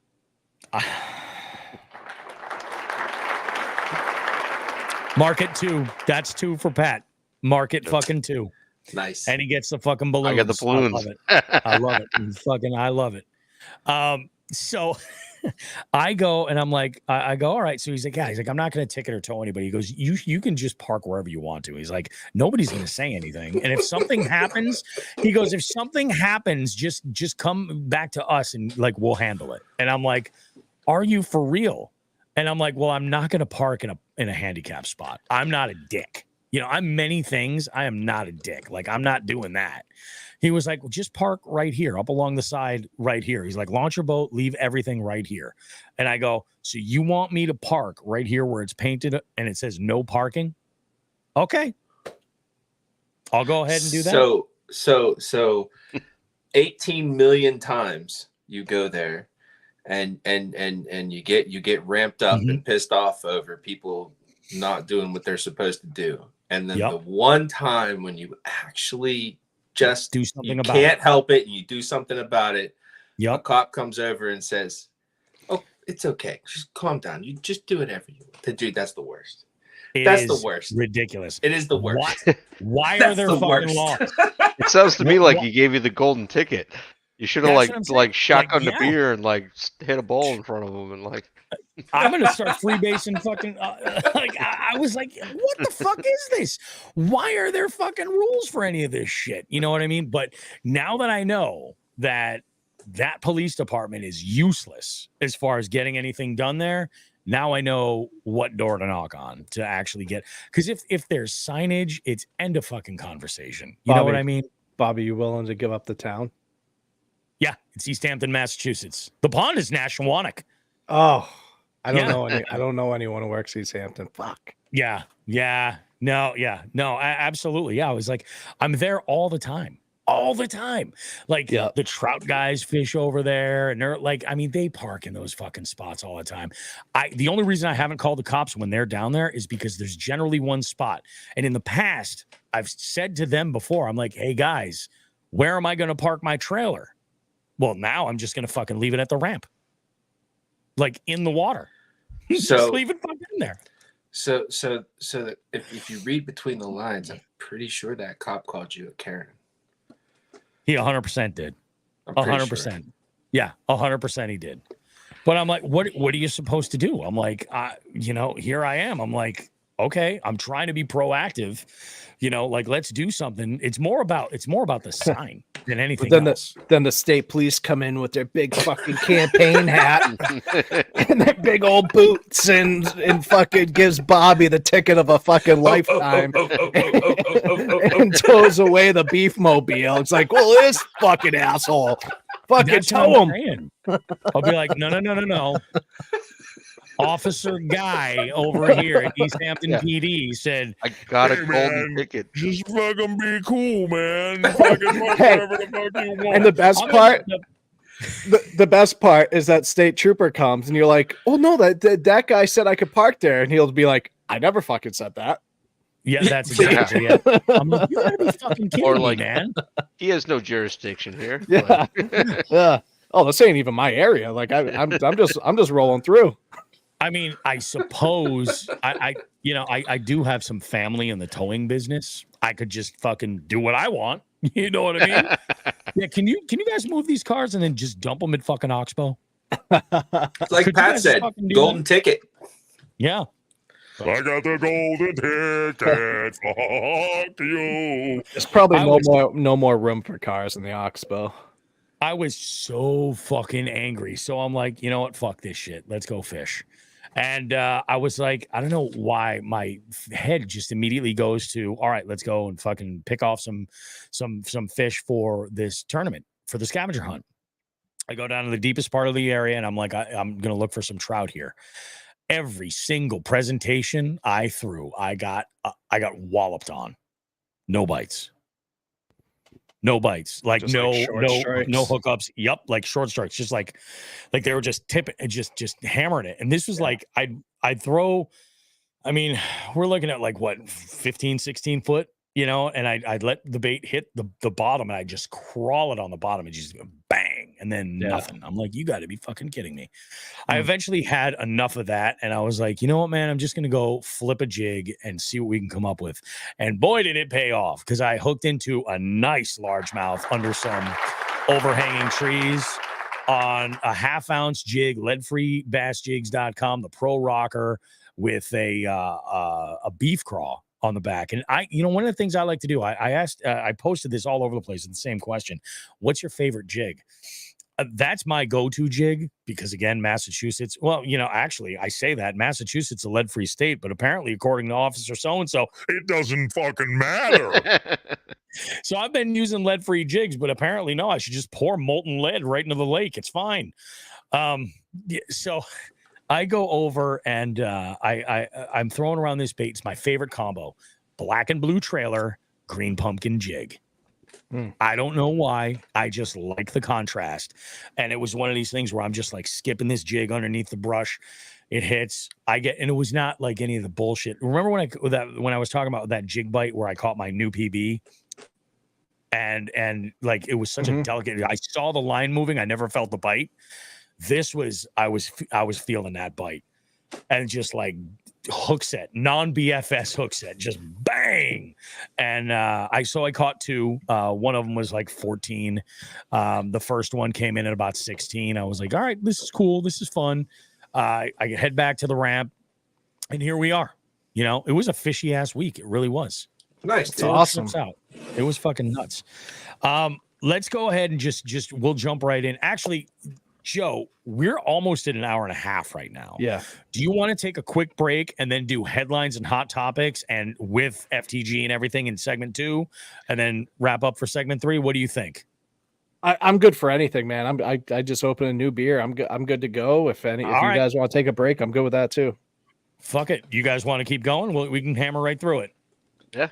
Let's hit some news. All right, let's grip it and rip it. Grip it and frickin' rip it. Are you ready? Here we go. Says the flogger.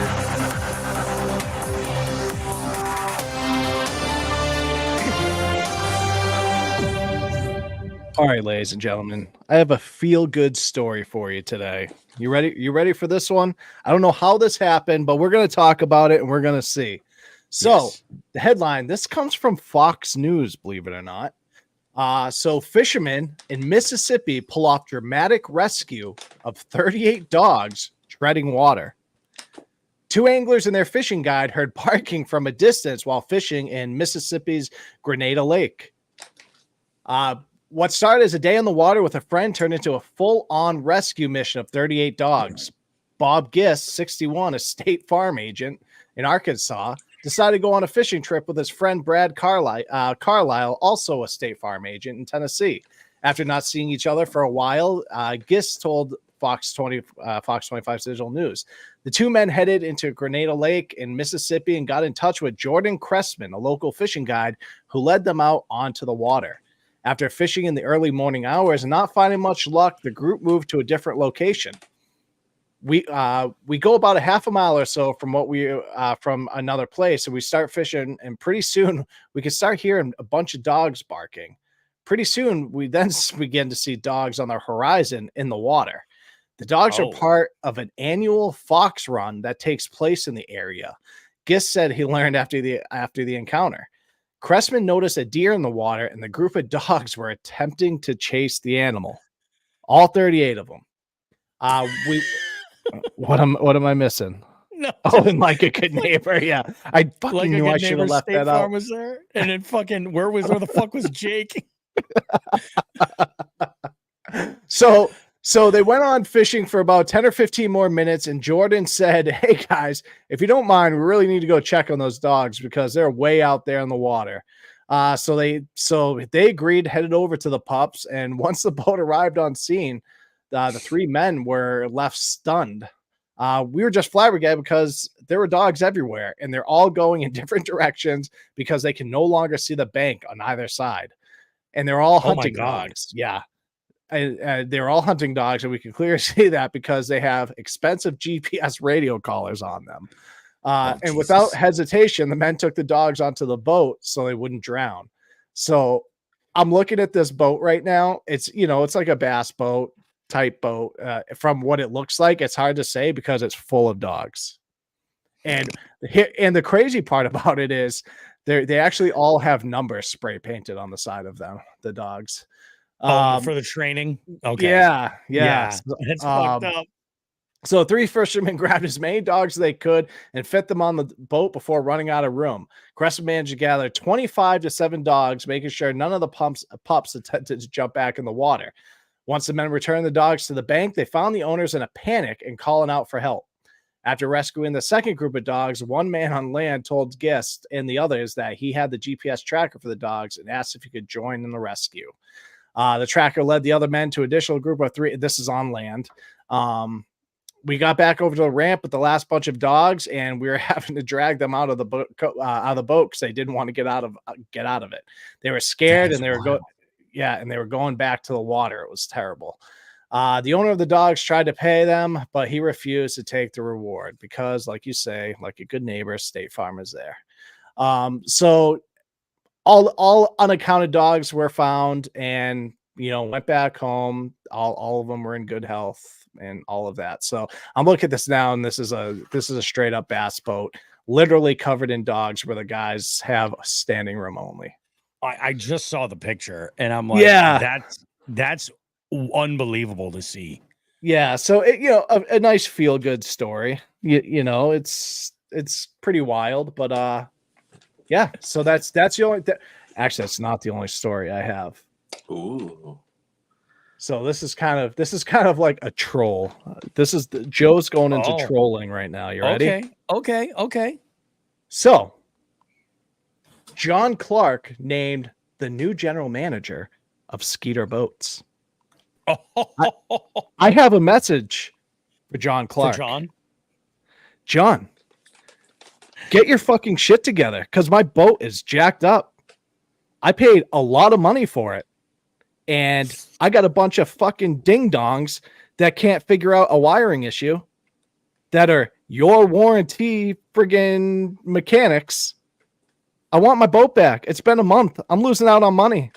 Get your SHIT together and fix it, because I'm getting pissed to the point where I'm going to friggin' leave Skeeter behind and then just continue to bash you on social media. Get my boat fixed. It's at Reynolds Marine down in Connecticut. Get their shit together. Get my boat back up and running, because I'm sick of not having it and sick of paying the payment for it to sit in fucking pieces in their garage. Yeah. There we go. Look above. So look at what Meg put up there. Oh God.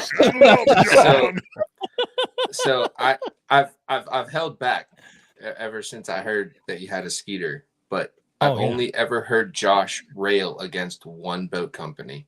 And Skeeter. And it was Skeeter. You know what the crazy part is, Zach? And I think I talked to Bobby about this a little bit. I was like, a lot of people have them around here.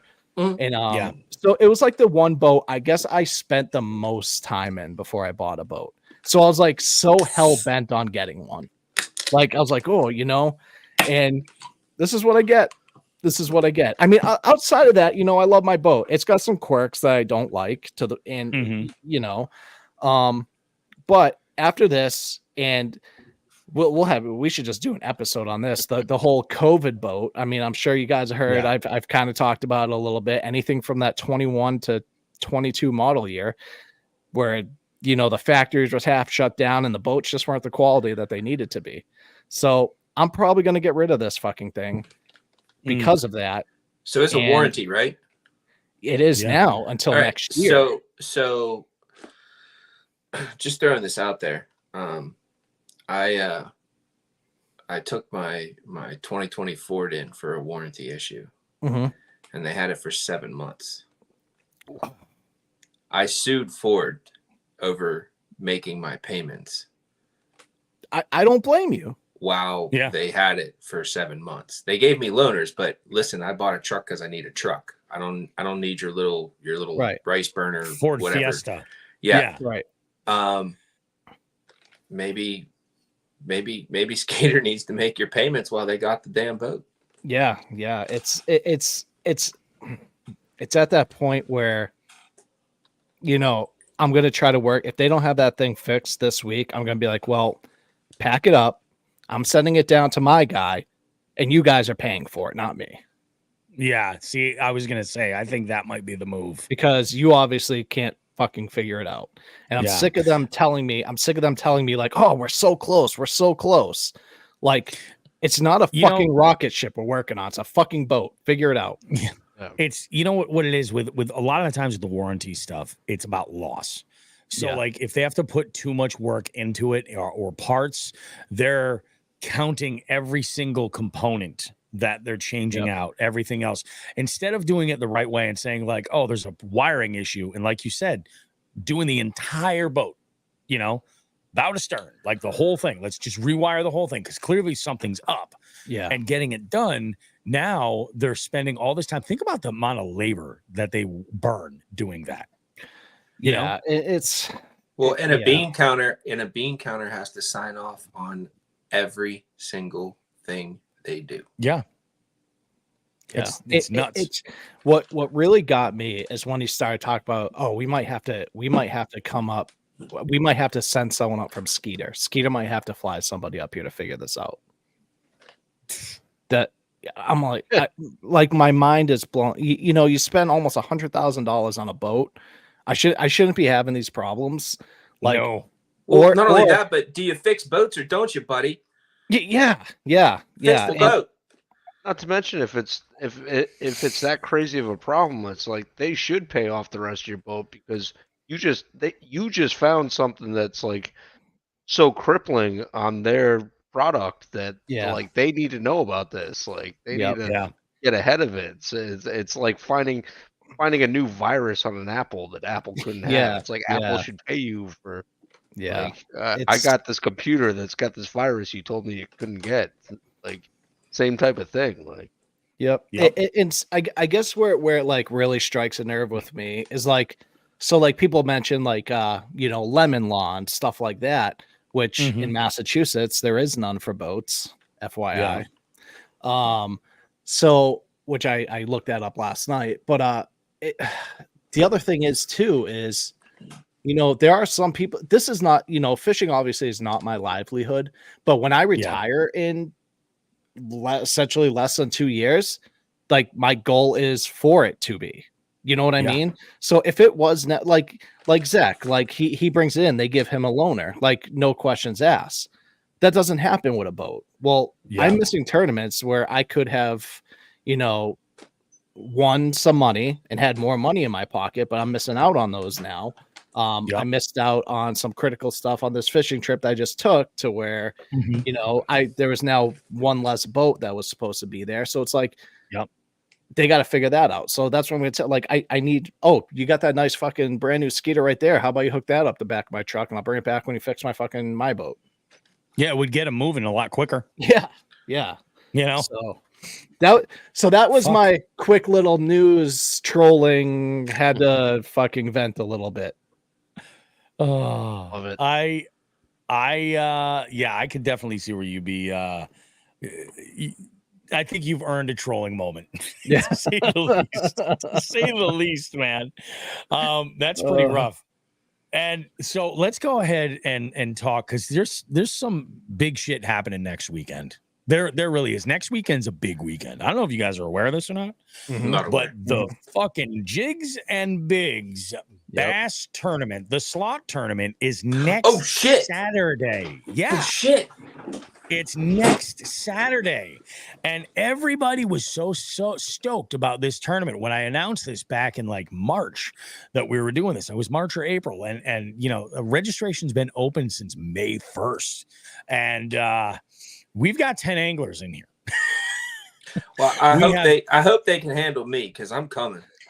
Good luck, y'all. Bob, it's just, dude, it's so many people are afraid because of what happened last year. That's all it is. Because of the weather. I really hope so. Once that forecast gets closer, it's gonna spike. I'll tell you. So I'm gonna look right now at the forecast for like what Saturday is looking at like right now. But keep in mind, this can absolutely change. Saturday, in locally to me, we've got partly cloudy skies, with 80-degree high, 65-degree low, no fronts scheduled beforehand, and a little bit of a cold front happening on Sunday.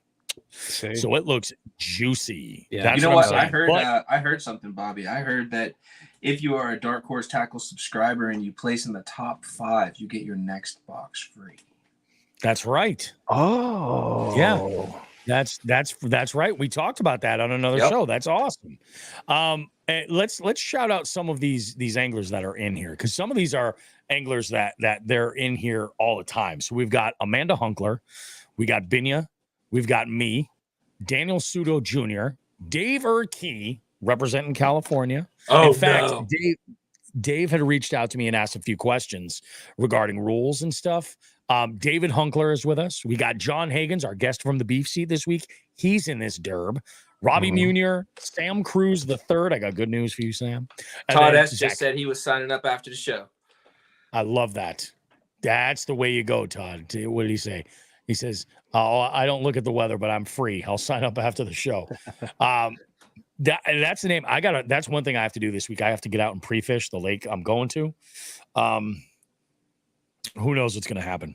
Who freaking knows? You know, it's funny. Also, got to throw it out that when I was fishing with Matt this week, he said he's probably going to end up signing up for it. So, and Nice. I'm probably going to meet up with him Wednesday when I go fishing. So, Bring it. I will. Yes. I will be probably handing off my catch board since I'll be working, so I can't fish it. So Matt, I'll let Matt hold on to my catch board. So There you go. He's got 2 spots he's debating on going to. So I know that was part of our conversation. You know what's crazy, Bobby? Like, even if I What's did that? have the boat back then, that Yeah. new spot I hiked into yesterday, dude, I Yep, might go to that's that the reason. because every Really? fish was in that slot limit, and it was literally every awesome. other cast. That's awesome. Yeah, Get him. Is it Get him. public, is it public water? it is. It's literally It is, just yeah. like in the middle of the woods.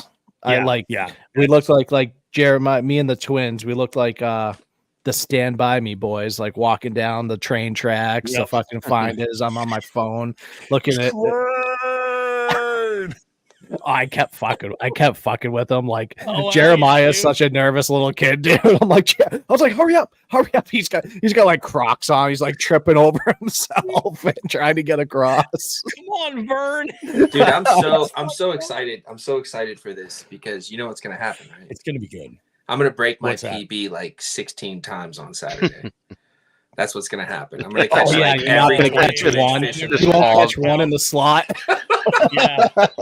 Just Oh, 12 hogs. why is he so happy? He only put one fish in. They're like, oh, because he caught a bunch of 22s and 23s. Yeah, Like, yeah. shit. Yeah. So actually, let's talk a little bit about the rules here because I have Dave Urkey had reached out with some questions.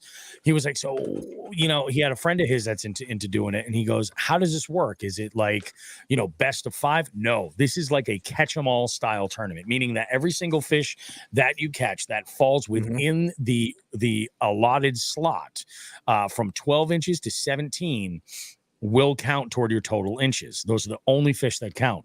Someone had reached out and they're like, well, what if I catch like a 19? Can I put it in as a 17? No, you can't. That'll be DQ'd. It's got to be within that slot, not larger than and not smaller than. If I catch a catfish that's like 16, I can put that in, right? It's got to be a black bass. Oh. Just check. Yeah, it's got to be a black bass. Now there is something that I did notice in the rules and that David asked about, and the reason why it's in there is simply because there's no way for us to be able to verify it. Is that you can use live bait. Nice. Yep, go Nice. ahead. It's not going to help you for the slot. You know what I mean? And that's the point. Is You're just going to catch to try to go ahead and do it. 22s. Yeah, you could. It could happen. It might have. It probably won't. I'll cut fine trees if I have to. Just catch hogs. Make sure you get reception, Joe. I'll Yeah, send it's- Jeremiah up the tree. I did have. That is it. You don't have kids to have kids. You have kids to have soldiers. Make them That's work. right. That's what you Make them work. That's right. There was one question that came in regarding like what is public water, and I was like, a good indication is if there is public access to that water. So something like a boat ramp, that's going to tell you right there that you've got the ability to access that water. We Right. had Or lack one, of people with guns. If there's nobody pointing a gun at you, you're probably okay. One of the questions that came in was like, oh, I want to fish an HOA pond that is owned by the HOA. And I was like, well, is there public access? And he was like, well, if community residents there's no fences and there's no signs, but if you live in that community, you can fish there. And I'm like, that's not public water. That is private water that residents that are within whatever section have the ability to use, but it's not public. You've got to be able to access it publicly. Josh disagrees with you wholly, but I get it. Yeah. Well, yeah. You just reminded me, Joe, talking about the spot you guys went to hiking. There's a spot near me that's it's the local nature conservancy bought this plot of land several years ago and put a hiking trail that goes down to this pond that was on a lot, and like it's a long hike down in the woods. You can't really, and some of the trail is thin and stuff. It would be impossible to drag a kayak or anything down there. But it's shallow enough that we used to go down there with waders and just walk around this section of pond where we're like 50, 60 yards off the shore, but the grass comes out like 20, 30 feet from the shore, and then there's like patches of lily pads out from that, so you can just like go out in waders and just work in between them and cast back and forth. And I actually got in an argument with some kids that rolled by on a canoe one day, and they're at first it was all nice and stuff. They're like, "Hey, what's going on? Blah blah. How you doing?" We're like, "Oh, good. Oh, you catch anything?" "Yeah, like I caught like a couple 2.5s and a 3," and their mood just immediately changed, and they just go, "You're on private property right now." I was like, "Yeah, well, I came in through the public hiking trail, and I'm in 50 yards out in the water, so this is anybody's property. Like, there's public access, and I'm on anybody's property right now. So you go ahead, call whoever you want to call, but I'm not on the property." Careful now. If your feet are touching the ground, that is property. Well, in Rhode Island, if you were floating in the water, it depends on the state. It depends on the state. You might be okay. But if in your Rhode feet Island, are touching the water ground, line. You could property be goes to the water line. Yeah. So as long as you're not out of the water. I've had somebody come up on me like that while I was wading the creek, and they're like, "This is my property." I'm like, "Dude, I'm in the water." They're like, "No, you're on my property." And by law, they were actually correct. Yeah, I'm sure that's something that differs by state, and it just. Yep. John Hagan says that he uses Zillow to look at property lines, and then he goes to the open house to get snacks and stuff, and all that. I don't blame him. I would do the same thing. Just write like a bunk check for like a deposit and be like, "Yeah, we're interested in this property. Blah blah blah. I see you have a pond. Is it all right?" Yeah, bring a rod. If you catch something off the dock, you're more interested. Well, let me see if something bites. If I at least get a whack, I might think about putting in a bid. Oh, I freaking love it. I love it. All right. Do we have anything else for this first set? I think we covered pretty much everything in this first block, and it was a doozy. Yeah, actually, one last thing that I got to do. I have some raffle winners. I don't want to make them wait until the end of the show. Let's go ahead and welcome some winners for the May Scavenger Hunt raffle. I told you I was going to have them, guys. Our prize for Hookset Hoodlums, that's going to Steve Hack. NACO's little prize pack right there is going to Steven Gonzalez. This works out great. Zach, I don't know if his headphones are on, if he can still hear me, but if he can, there he is. He's right there. The Dark Horse Tackle Prize goes to Sam Cruz III. Sam had jumped in here earlier, and I said, I was like, I got something for you, Sam. And Abe Lures, that's going this month to Stephen Galloway.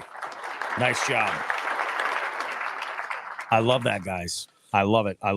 Let's take a quick break, guys. We're going to come back around. We got Just the Tip for you. We got Gear of the Week. We got FTGs, more FTGs. And then John Hagan's coming up in the beef seat. And then we're going to wrap this sucker up. We'll see you guys. Do not go too far. Much more Jigs and Bigs goodness coming up right after this. That was almost a 2-hour-long first segment. That was amazing, gentlemen. Yep. That was amazing. So if I'd have waited 2 more seconds to drain the vein, I wouldn't have missed anything. I couldn't wait no more, man. Oh, dude, you got to. You got to do what you got to do. You got to do what you got to do. It's fair. Let's go ahead and do it now. Apartment. I just muted my mic because my bathroom is right there. Oh, you got the public bathroom. The one that makes all the noise. Dude, check this out. So when I was a kid, right? I grew up with a very religious family, and every Tuesday we went to Bible study, which was always at somebody's house. And it was always the same. It was always the same house, and it was in their basement. And we'd have like 25, 30 people in these basements, all with chairs lined up and everything else. And the bathroom was dead center. Oh no. Of the basement room, like right off to the left side. And dude, like anything you did in there, everybody heard, no matter what. So like if you really had to go, you had to try to hover so it didn't make as much noise and echo as bad. Dude, that's rough, man. The public I used bathroom. to fuck with my friends like this headset. We'd be playing like Call of Duty or something together. I'd be like, all right, don't start the match yet. And then I'd just take a piss. Mic on, didn't mute it or anything. They're just like, what are you taking a piss? It's like, yeah, I told you I gotta get a beer and take a piss. Back in the day when I used to work in television, I can remember doing the morning newscast, and I used to have to play back all of the stories on the tapes, all the video sources. That's part of what I did, plus running commercials. So like when you are in operations like that, they give you your own bathroom, and I would go in there and we'd be in a commercial break, and I know I would have like 2.5 or 3 minutes before I'd have to come back, and I would get a big cup of water, and I would just go with my mic open because it's everybody's on headsets, all the production staff, everybody can talk to whomever, and I'd leave my mic open. I would just hold a cup over the toilet and just slowly pour it out, and the director, people would try and ignore it like they didn't know, or like they'd just be like, I don't want to say anything. And then I'd hear the director be like, why do I feel like I'm on a boat? The best part about that is you doing that probably made like 10 other people have to take a piss. Oh, for sure, dude. It was great. It was great. Guys, like the weather guy would come running in. Like, what's that? I was just looking down because I got the idea of the fucking property lines, and that pond is owned by the Commonwealth of Massachusetts. There you go. Fucking perfect, dude. That's perfect, dude. And I'll bet you it's got zero pressure. You could fish wacky rig a tampon and probably catch 1 billion bass. Oh yeah, dude. It's nobody's getting in there because it sucks.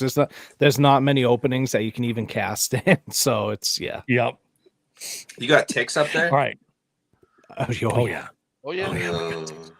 Lyme, Connecticut is right near all of us, and that's where Lyme disease came from. Yep. Really? Fucking patient zero, dude. Yeah, that's where Lyme disease came from. Lyme. How come they all come from where you live, Joe? Or close to it? Because I'm a fucking parasite, dude. Patient zero. All right, let's go ahead and do this. Hey, Bobby, real quick. Yeah. You want to run down the top 10 for what's going on this month for the scavenger hunt? Oh, the top 10. I still have some judging that I have to do to get caught up. Let me actually his homework. You know what? I take that back. I think I can. This is the slot tournament. Yeah, we want to switch this one. Jigs. June. Hey, Jonathan. So you guys ever see soccer announcers and they've got those microphones that have the little thing coming out right above the mic? Yeah. I know why now.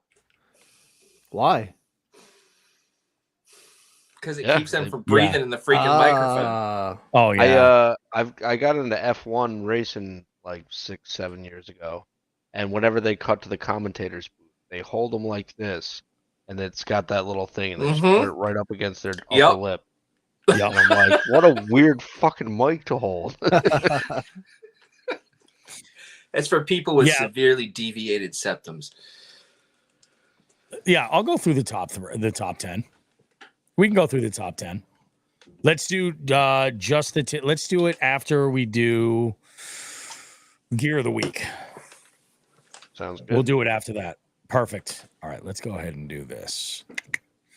Just the tip, and then the FTGs. All right, we are rolling in 3, 2, and perhaps play a little game called Just the Tip. Just for a second, just to see how it feels. Or ouch, ouch, you're on my hip.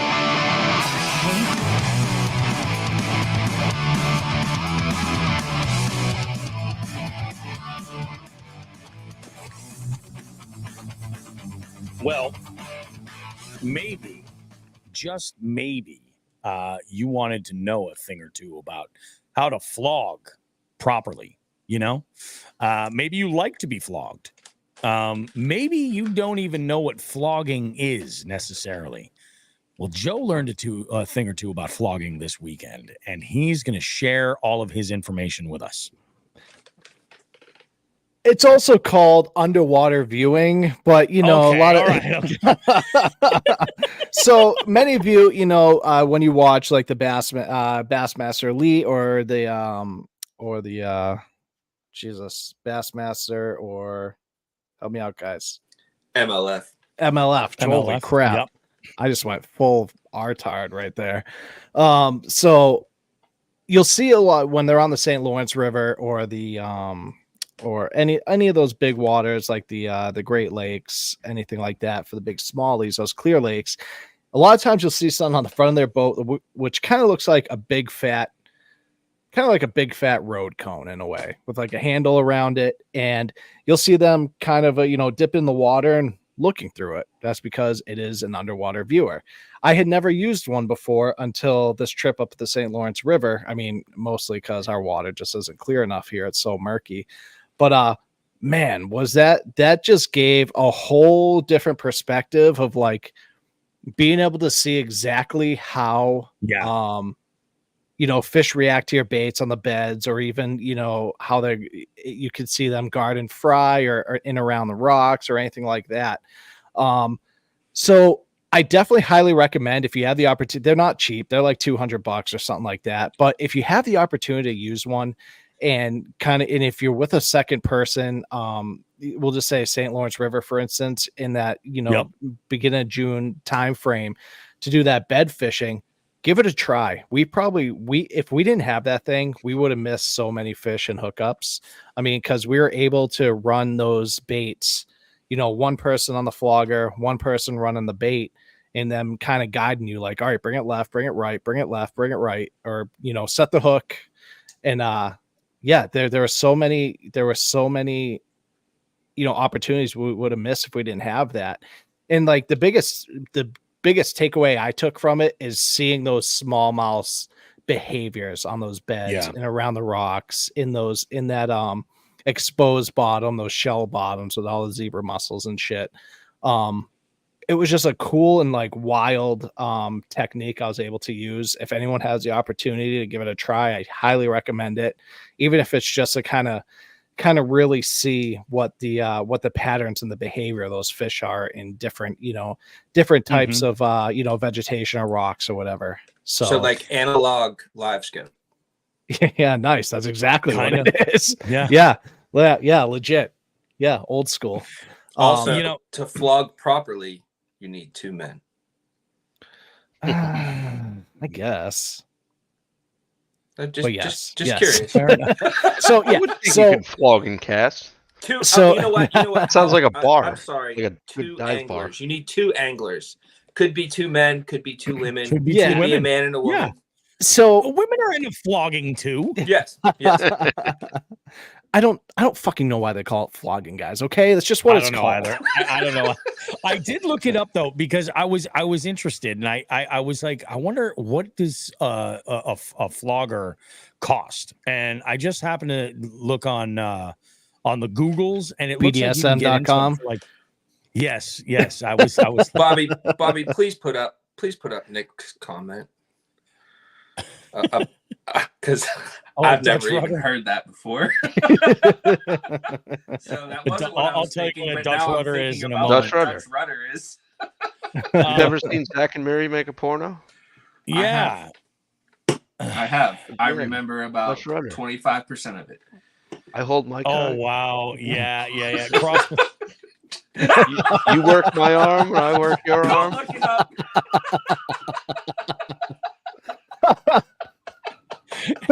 Nick goes, Don't look it All up. caps, Don't look all it caps, and everything. His Canadian sensibilities have been so offended by no, but like if you wanted to, try this out, like you could get into a flogger for $100 to $200. Yeah, it looks like. Yep. I would avoid searching for a used flogger on Facebook Marketplace because that could be a spiral. Make But sure hey, you that's search better. fishing flogger or flogger fishing. Don't Flogger search fishing, just yeah. flogger. But hey, $200 is better than $2,000. Like Yeah. $3,000 for live Yeah, scope for a and live stuff. scope. Yeah, It's dude. I use live scope, and seeing that like with my own eyes, like in person, like it showed me much more than live scope would when it comes to behavior and everything. How come the nobody idea of the bitches about fish. Aquaview? How I come? think that you're at the mercy of the water clarity. I think that's what it is. I suppose. I think if there was one thing, I would say you're probably at the mercy of the water clarity. Same thing with flogging. Weren't they doing that last year up in one of those clear water fisheries? I'm sure they were. I don't think in tournament. I'm sure they were. I don't think you can use those. They can use them in pre-practice though. Oh, okay. Oh, yeah, for sure. So they can go and just literally videotape the entire freaking thing, find everything, and mark their little deals. I will say, make sure you guys are watching the Fish or Die socials, because another thing we were doing during these hooking these fish, was we had a GoPro on a big pole, going down, so we're actually able to record with the GoPro the actual strikes and stuff like that, so that they were able to that's flog cool. properly. You got to put the GoPro on a big pole. yeah exactly. So by the way, Fish or Die, Flogging and GoPros. what on an big amazing poles. company. Thank you, Joe, for the introduction. Oh yeah, no problem, man. Absolutely. Taylor is a hell of a dude and absolute blast, man. Working with him, everything else. Great thing. Fish or Die coming in August. Yeah, Zach bailed out this past week. I did, dude. I gotta keep people's power on. It's hot out here, man. It is. Shit's breaking down. Air conditioners are running. It's bedlam, dude. Nothing's worse than being an HVAC technician right now. Oh, no, fuck that. I mean, it's a bitch, but like you're making money. You know what I mean? That's a nice thing. So yeah, flogging. Give it a shot. If you're try it Actually, out. it's funny because Who the fuck is Joe Brown says flogging? Give it a shot. I hope Meg stopped watching. It's funny because when I was fishing with Matt the other day, he was talking about an idea for making a no scope club for next year. Yes. And I'm like, all right, now I got to talk to him about flogging. Is there any flogging allowed in this no scope? I didn't know Matt was a no scoper. No, he's not. Okay. It's not that he's that way, but he's just like, I was thinking about like throwing together like just a little club like once a week, like whatever, like like half, 8, 10 fucking times out for the year, and we'll still do the point system and stuff, but just for fun, like do a no scope. You do see a lot of those popping up now, where folks are just like a little disenchanted with tournament fishing, and they're doing that, but it's all good. You know what I mean? I gotta say this. I got a little bit of a platform here, and it's been killing me. I gotta say this. Fire away. No scopers. Consist of three kinds of people. The people who either can't afford it, the people who are too cheap to buy it, or the people who can't figure it out. Yeah. Because it's not a magic button. If it were, more people would just buy it. I'm just saying. It's just another tool. Yeah. Anyway, I'm good. That's all. That's it. Yeah, we'll go on a crazy fucking. We'll have to do like a round. We've been talking about doing a roundtable episode about it. We'll save on technology. Yeah, we got to get around to doing that. I hope you guys are ready. We have a couple of FTGs for you that are really, really fantastic. Buckle up.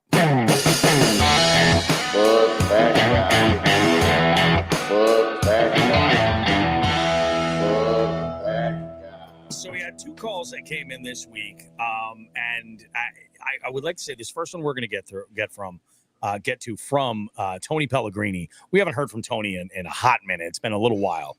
First one we're going to get to, actually, he is not the only person who had reached out to me via social media with this. So let's just dive in. Hey, Joe, this is Tony. No, not from Fresh Bait. Tony Pellegrini. I got an FTG for you this week. Whoever the hell keeps keeping their text tone on while recording the podcast, you've made me reach for my phone 8 times this recording. That's Bobby. That's not me. Thanks.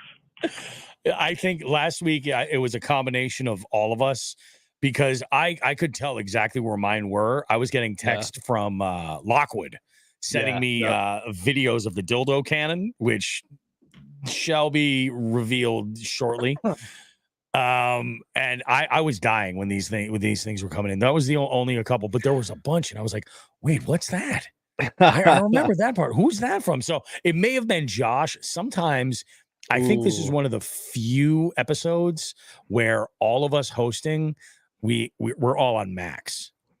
Yeah. All of us, I think. And I have, because my work, I mute all of my notifications for all my text messages, FaceTime, all that stuff. So it Macintosh. Max. Yeah, I thought you meant Max X Max. Oh, no. So our computers, like, we get a text message and I'll get an alert on my upper right-hand corner. I'm like, oh, okay. So I think that might have been playing into it a little bit, but again, it did get to the point. I was like, I know I was hearing it while we were recorded. I was like, it didn't really stand out to me. And that last episode, I happened to decide I was going to QC, and I'm like, oh yeah, that was kind of all over the place. But there were when I say many people, at least 10 people reached out and were like, dude, mute your phone. I'm like, all right, I will. I mean, this week I muted my phone. So anything that you guys are hearing is not mute the phone. Mute the phone. But from now on, make sure there's like a little bug crawling around on the screen. Oh my God. Fuck. That would drive me insane, man. I kind of had that last week when I was fighting that fucking yellow jacket. That's right. I got Draco down here next to me, so I'll let he likes chasing that shit, so I'll let him get. Oh hell yeah, the lion. Yeah. So now for this next FTG, this is a 2-parter, and it comes from Topless Timmy Jakes. This one's important. Here we go. Hey, Bobby, Joe, Tim Jakes here. Got an FTG, or a couple of them, an FTD too. Morning, launching that favorite Congamon, go to the south ramp. I pull in, and there's a dedicated area right next to the wall to pull your boat in so you can back it in easily right to the ramp. Mm-hmm. And then right next door is the first trailer parking spot. So, of course, I pull in, and you got a trout guy sitting right against the wall, lawn chairs right in the, pull-up lane, and then his truck in the first trailer spot, obviously with no trailer. He's sitting in the truck. Looks at me as I pull as close to his front bumper as I can, and he's just sitting there and sitting there and sitting there. No offer to move, no nothing. I have to do like a 3-point turn in order to get the trailer to back in correctly. I just threw my hands up in the air and said, fuck that guy. Unbelievable. The other one is Sunday driving to Mass Pike, going about 70, towing my boat, going to a tournament at Quinsigamond. Quinsigamond. First light, all of a sudden, maybe 75 yards in front of me, deer standing smack dab in the middle of my lane. Oh, shit. What do I do? Oh. I'm freaking slamming on the brakes, not screeching them up. I have the open lane to the high-speed lane. That's where the deer was headed. And then I said, fuck it, I'm just going to aim for the ass end.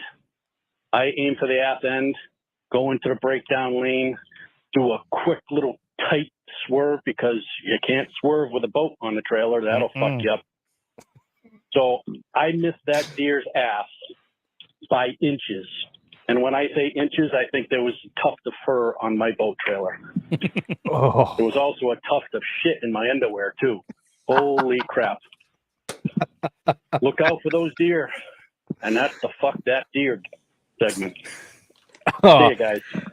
That you know what? Knock on wood. I've never had it happen to me with a boat on the back, but fuck, that must be terrifying. Because like you said, it's not. It's. I mean, granted, my truck. If I swerve that thing fast, I'm probably gonna have a bad day anyway. But you're going flying. Yeah. Can we coin the phrase "tuft of shit"? Tuft of shit. Tuft of shit. Yes, I think. I dare to say, I think tuft of shit is the new birch tree. I think tuft of shit is the new birch tree in the Jigs and Bigs nomenclature. Okay. All right. Yeah. Nomenclature. I love that word. It's fucking good. Yeah. Tuft of shit. Tuft of shit is good. I love. Is that Tim. like right below prairie dog? And right above tuft of shit? I really gotta go. Yeah, tuft of shit. Tuft of shit would be. I guess tuft of shit is after prairie dog. Yeah, I would say it's after prairie dog, and it's probably more fear orientated than anything else. It's like a tuft of shit is like when the prairie dog head touches the ceiling. It's an akin to a shark. Nick says it's a little reverse more than a rose prairie bud. dog. It's a rose bud.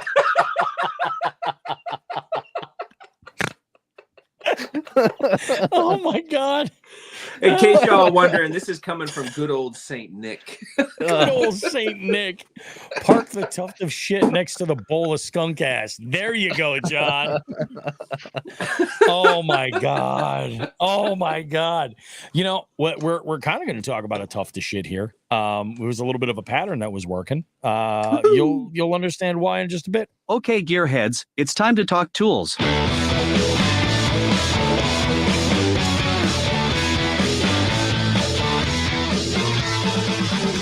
Jigs and Bigs gear of the week. Yes, baby. Yes. And we get to talk about a lure that a style of lure that I love. And it's the rat. It's a wake bait. It's a big wake bait. Big wake baits are great. They're fun. It's just exciting fishing. But one specific rat that I used this week that I'd been hoping that I would get a chance to use this summer, and I got to throw it. It's from Sack Pig, and that lure is it did the freaking job. It's the One Piece Mischief Travel. And I think I actually had reached out because I had confused the maker of when I was recording this. So I tried to cut out all that shit, but you might hear me misspeak. But yeah, it is the Sack Pig One Piece. And it is hands down one of the most over-engineered lures that I've ever seen. I'm going to put Zach up there so you can get a good view of that rat. Now, Zach, you'd mentioned something specifically about the internals of that bait. Go ahead and explain exactly what that you were talking about. Sure. First of all, I would like to point out that Michael over at Sack Pig, Michael is the guy behind Sack Pig. He offers this little deal, which is different than the tail, than a soft plastic tail. This is called the booty shaker. This has got little BBs in it. Oh, I heard that. Yes. So, but anyways, what you were talking about, Bobby, is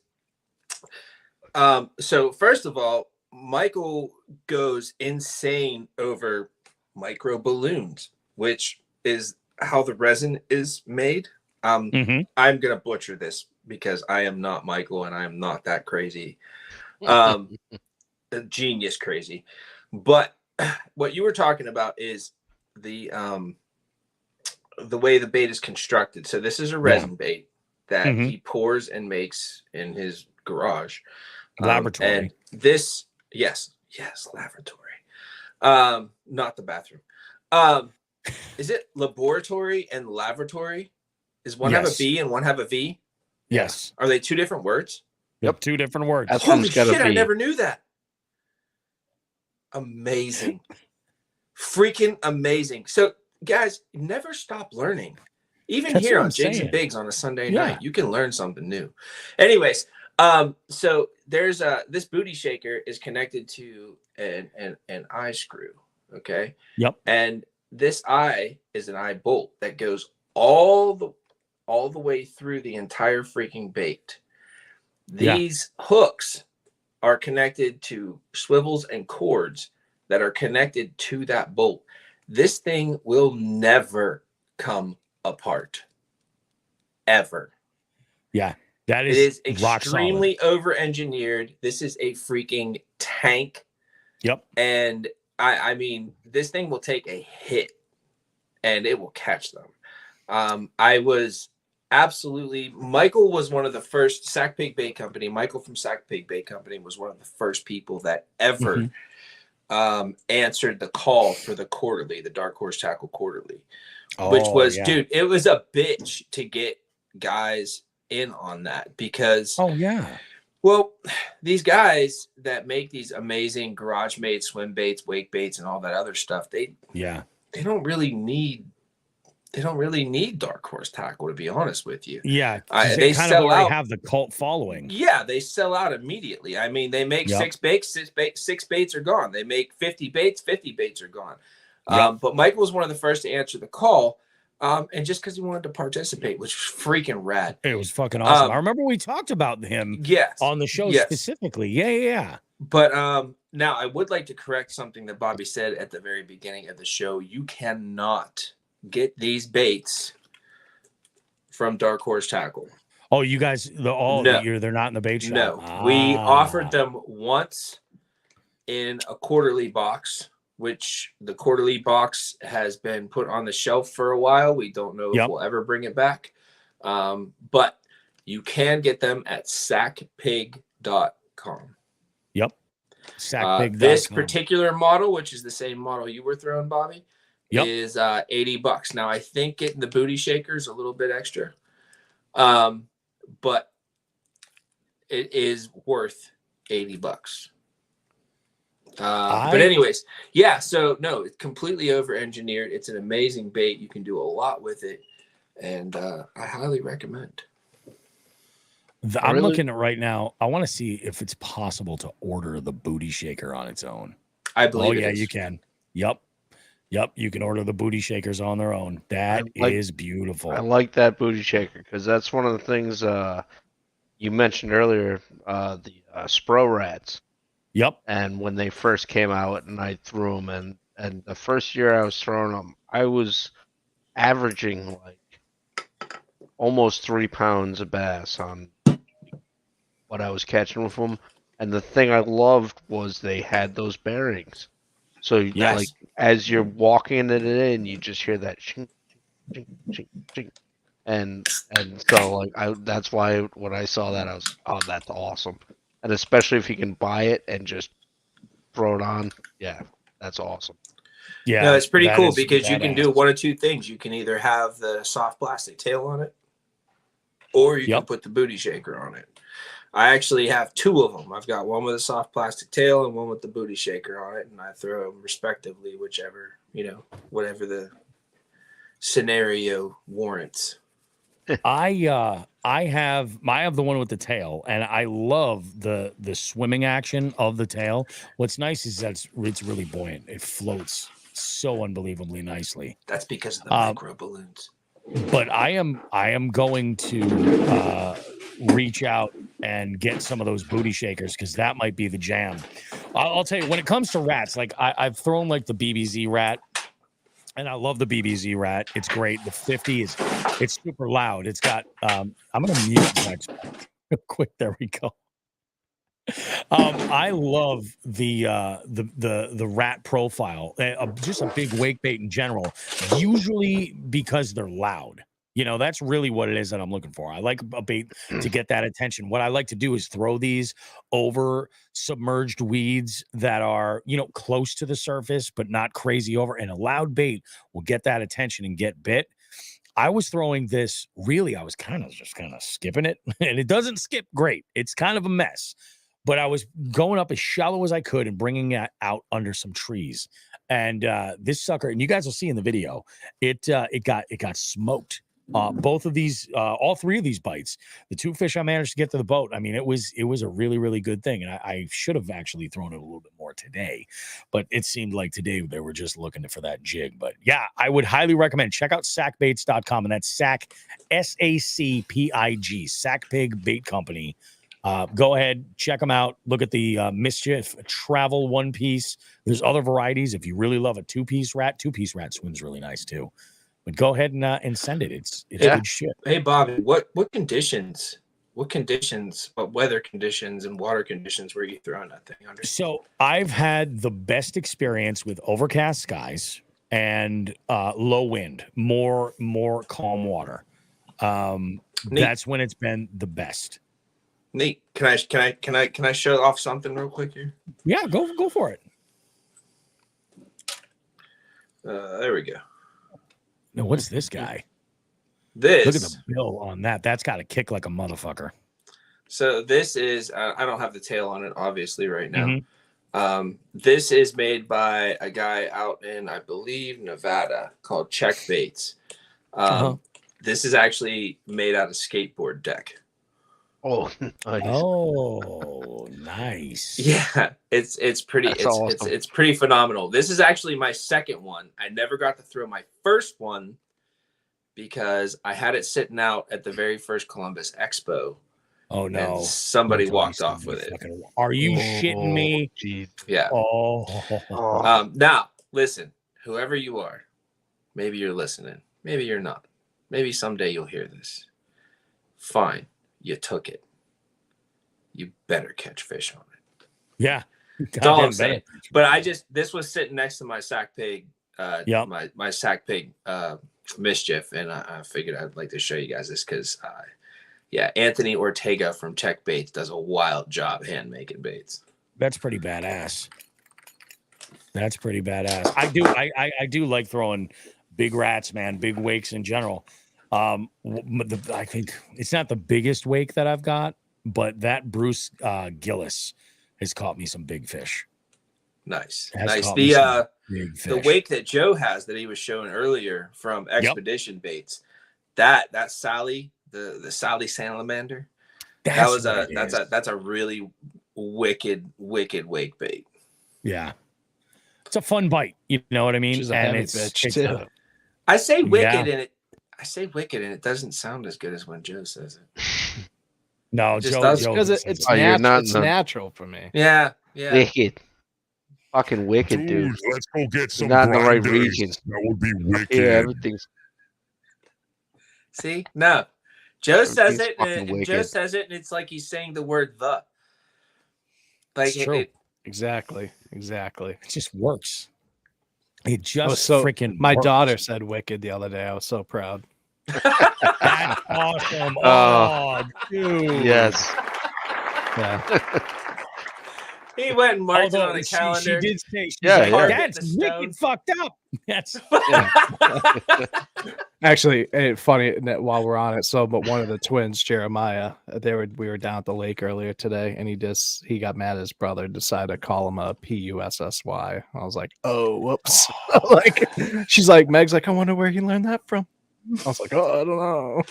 By the way, Joe, I don't know how it keeps these days, but I am still running into boxes that have drawings on them. Really? That I have not noticed. There has to be there's like an entire treasure trove. Like every box I look at is an Easter egg. That's awesome. That makes me so happy. They're one of a kinds. You know what I mean? They're just one of a kind. Yeah, they're one-ups, dude. What we were gonna do? Oh, that's right, Pat. We were gonna talk about the top 10 for the scavenger hunt. Oh yeah, the way it looks. We're gonna drums. Yeah, I know Sean's not here anymore, but we used to roll out drums. We did. We used to roll out the drums. So let's go ahead and go through it. Like, what do we have so far? We have a couple of big ties in here, specifically around 6 points. Cheryl Bentley is in 10th place right now at 5 points. Now I should say that we have a number of other anglers entered that are at 5 points. Cheryl Magdiz, we've got Timmy Jakes, we've got Nathan Grant. They're all at 5. 6 points is where things get a little interesting. You got Bobby Roast Beef in 9th, Chrissy Radwilowitz at 8th, Eric Graves at in 7th, and Brady Reservoir Reaper in 6th place with 6 points. Brody Davis at 7 points. That's nice awesome. job, Brody. I'm stoked to see that, man. That is freaking awesome. Brody. I'm coming for you, Brody. I'm going to get that 7, and then I'm going to get that 8. I'm coming for you, Brody. I'm going to get a strongly worded email from Brody's mom. Robbie Munier at 9 points. Nice job. Second place right now at 11 points. We've got Liam von Valkenburg, which is just the most it just sounds like such a regal name. You know what I mean? It sounds like he's going to kick your ass name. It sounds like he is going to kick my ass in this tournament and in life. And then, it wouldn't be the scavenger hunt if Tim Behan wasn't sitting purdy in first place currently at 12 points right there. So that's your top 10. And we will have more coming up in the I guess like we have this week is the last full week of the Derb. Registration is open for July, by the way. I actually haven't even entered for that one. I should. But registration is open for July. I'm going to get August, September, and October just blasted out soon. And we've got more jigs and bigs coming up in just a bit, guys. I got John Hagen's in the beef seat. We're talking big ass catfish. We're talking carp. We're talking Mexican food. We're talking bass fishing. We're talking rigging kayaks to the teeth to get fucking interesting. We're talking about sketchy river systems. Oh, you name it. We have ourselves a great segment coming up with John, and then we're going to wrap this sucker up on the back end. Don't go too far, guys. More jigs and bigs coming up right after this. Beautiful. Sexy. Wild. All right. So this last piece is like the simplest thing. It's just wrapping it up. All that shit. And then we'll be good to go. Wet and wild. Hot, wet, and wild. Thank you guys for having me on. I know I don't have anything to promote. I'm just a jig head. But dude, no, that's the whole thing though. Fishing, I love Pat, the variety of guest hosts. You promote beards, which obviously Joe does not. So just saying. And I actually had a good one going and had to trim it down today. But I left the stash. The stash is back. The stash. I like the stash. I like the stash. You're a stash. Zach, you might not believe this because of this here, but I had dreadlocks for 11 years. Really? Yes. Yeah. That's probably why you don't have that up there anymore. Yep. Just pretty saying. much. When I cut them off, I was like, it's never coming back. And then COVID hit, and I was like, I'm just gonna start shaving it. I got a spot right back here that is thin to midland, and it started a year before my divorce and ended a year after, and it's been the same ever since. So oh, you're so lucky it stopped, Zach. Yep. You're so dude, lucky. it's because of women. I'm just saying. Dude, I'm married and I have 2 I'm just daughters. gonna bat for the other team. I have with 5 years ago, none of this was gray. None of it. Look, this is what happens. I'm telling you. I started losing my hair at 18. And I was in denial until I was like 23. And then I was like, nope, I'm shaving it off. Done. We're getting on this now. Dude, I talked to a girl yesterday. I talked to a girl yesterday, and look. That's all it takes. Coming already. It's all it takes, man. It's ridiculous. Just saying. But it's good. I'm officially the Santa Claus of fishing. Oh yeah. Ho, ho. So, are you saying it's between you and Saint Nick? I'm just saying Saint Nick might be the religious embodiment of, whereas Bobby Roast Beef is more of the backdoor Santa. Sneaking in your chimney, leaving you a little present. Hey, fishing is a religion, so it's true. It's true. Bobby's the Billy Bob Thornton Santa. He's the bad Santa. Saint Nick is more like the the A couple of gray curlies. Yeah, the My better hairline's one. great, thank God. Yeah, dude. Saint That's Nick, the they best. call those public hairs. when you start public hairs. When you start losing your hair or when you start going gray, but you're not losing anything from your hairline, that's a home run. Like you can still do so much with that shit. Yeah, that's what I'm saying. Shit, baby. Yep. Yeah, it's true. Yeah, no, I lost the hairline before I started getting salt in this paprika. You know what though? Salt in this The gray paprika, hair. Yes. The gray hair does not count for when it starts growing out of your ears. No, that's true. Nobody likes that. Nobody likes that. Everybody's like, "Oh, gray hair is silver." Nobody thinks that's growing out of your ears, and everybody's like, "Ew." It's growing out of my ear. Oh, all right. Why I started recording and then I fucking stopped. I don't know what's even happening here. All right, let's go ahead and do this. We'll wrap this sucker up. We got the 3, 2.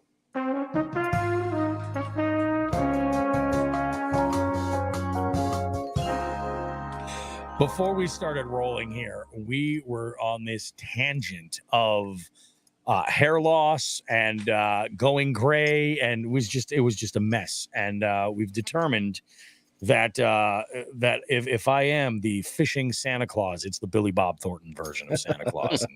And Hey, Saint Nick is something a little bit more. He's like the Coca-Cola guy. You know what I mean? All I gotta say is you should have been a jighead. Should have been a jighead. Yeah. And you still have an opportunity to be a jighead. Right. You know what? I'm glad you mentioned that, Zach, because number one, like we put this show out and it goes out to all the podcast platforms. Folks can listen to it. It's on YouTube. We have a YouTube channel with exclusive video content that's over there. But you can check out the show all over the place. But the jigheads are the ones that are in the chat as we record this as an exclusive live stream that just goes to Patreon. And you can become a jighead for $5 a month. You get all of this content. Plus, whenever we go to bat for our jig heads too. Whenever we partner with a company, we like to offer exclusive deals. So while we have affiliate links and stuff for Dark Horse Tackle, we've also got some jig head bonuses and some extra stuff that pops up along the line. Yeah, straight up, they Jig treated me Heads like exclusive. a washcloth. They were like, all right, so cool. Thank you for the discount for our listeners. But for the jig heads, I'm gonna need to treat you like a wet washcloth and just wring you the fuck out. We like to do a little something for the jig heads. You know what I mean? So there's always a little extra something. But if you love this show, you can't get enough of it. You want to be involved with the recording process and everything and get in and chime in on what we're doing, become a jig head. Go ahead and do it. I mean, it'll cost you less than a cup of Starbucks a month. Hey, These listen, days, just to see what's going on during the breaks is worth it. It's true. It's true. You get to chime in on a bunch of stuff. It's really, really fantastic. But also, I should mention this. I've been doing a little bit of work. You guys notice I'm wearing a new hat. I've worn this style of hat before. I'm a flat brim kind of guy, but I'm wearing a Jigs and Bigs hat. And this was the #1 item that was sold out on our previous store at jigsandbigs.com. Folks would order it and that order would sit in limbo sometimes for months before they'd be like, I'm just going to cancel it because the suppliers wouldn't have them or whatever. So your boy went and made a few changes and brought in a different company for a handful of items. And I've added some items to the Jigs and Bigs store. So that you guys, if you want to just check out some Jigs and Bigs merch, you can. In fact, I know why. It's not store, it's shop. There we go. So if you want to check out Jigs and Bigs shop, you can go ahead and do so. We have actually a men's Columbia fleece vest that's embroidered with our logo. We've got oversized tie-dye t-shirts that are available. You know, I'm gonna actually move this. Pinky's out for the Columbia fleece. Yeah, it's nice. I figured for like expo season that might be kind of nice. It would be. You know what I mean? I definitely got to get me one of those flat brims. I like a good fleece. Joe likes a good flog. I'm going to go ahead and share the screen here. Share screen. Let's go ahead and do it. Allow. Boom. All right. Sharing the screen right there. So what we've got for everybody, we've got the men's Columbia fleece vest. We've got the oversized tie-dye t-shirt. That graphic is not a print. It's embroidered. Very nice. We have the trucker cap available. We have 2 flat bill caps. One of them has a fabric back to it. The other one's a trucker cap, like with the traditional mesh. This item right underneath the tie-dye shirt, I think, is the one that everybody's been really asking for. We now have stickers available at jigsandbigs.com. If Why you want to buy stickers? Why? Always with the freaking stickers, dude. All of us are in the Always. wrong freaking business. I swear to God. Like all we all need to do is just quit our jobs and just make stickers. Because honestly, fishing tackles, screw it. Podcasts, screw it. All anybody really wants is stickers. Yeah, it's true. Why? There are 3 different sizes too, which is something that we've never done before. So we've got a 5.5 inch, we have a 4 inch and a 3 inch sticker.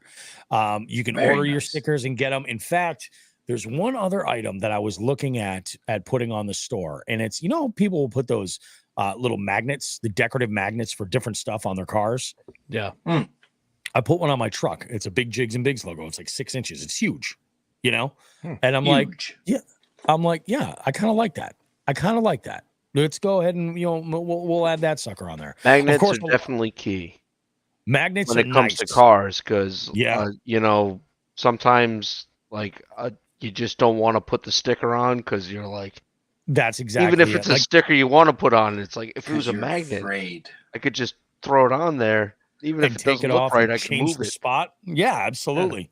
It really is. It is nice. So I got one of those to try it out. I was like, that's pretty cool. I've gone through the car wash a few times with it and it stays. I'm like, all right, that's what I wanted to know. I don't want people buying this stuff and having to go down the tubes.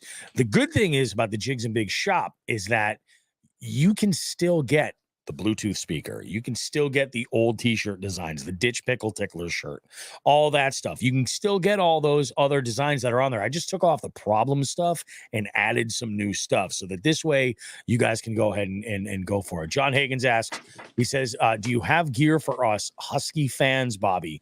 Yes, I do. What I've got here as far as like sizes, well, let's go ahead and we'll look at the shirts specifically. I will say I'm a little let down that the oversized tie-dye shirt only goes up to a 2XL.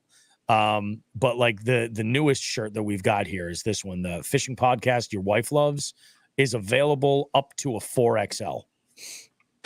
And I do that because I understand that bodies are unique to one another, and folks, they have a certain fit that they're looking for, and this is a good thing. So if it's available, I give you guys a full thing. That's a hell of a thing too. Like that's a hell of a thing to be able to offer, because just speaking from experience, like as soon as you leave extra large, every single one costs more after that, and it's exponential. So it's amazing that you can offer that. And the thing is like we're not an apparel company, so like this stuff is drop shipped. It's done that way so that this way, like what Zach's talking about, if you go and purchase, fill an inventory of one design of shirts. Well, what's the most popular size? Well, now I have to fill those other fringe sizes too. And, then I've got to be a warehouse and ship all this stuff out. We know that I'm a fucking stupid moron when it comes to doing that shit. So, this is definitely the way to go ahead and do it. I've always tried to make the choice to get like name brand apparel that I know will like hold up a little bit more. So like a good case in point, that Columbia fleece, I think that's going to be pretty badass.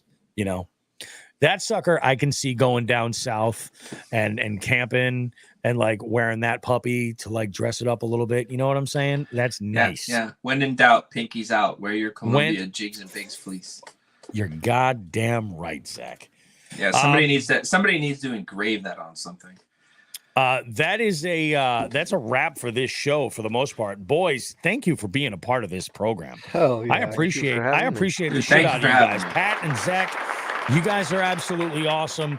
I know, Joe and I could talk on here for hours, but it's always great to bring in other perspective, and keep that perspective like as a wide variety. Of course, we've got some folks that are our favorites, and we're going to like bring them on repeatedly and stuff. And it's kind of like a, dare I say, a casting couch.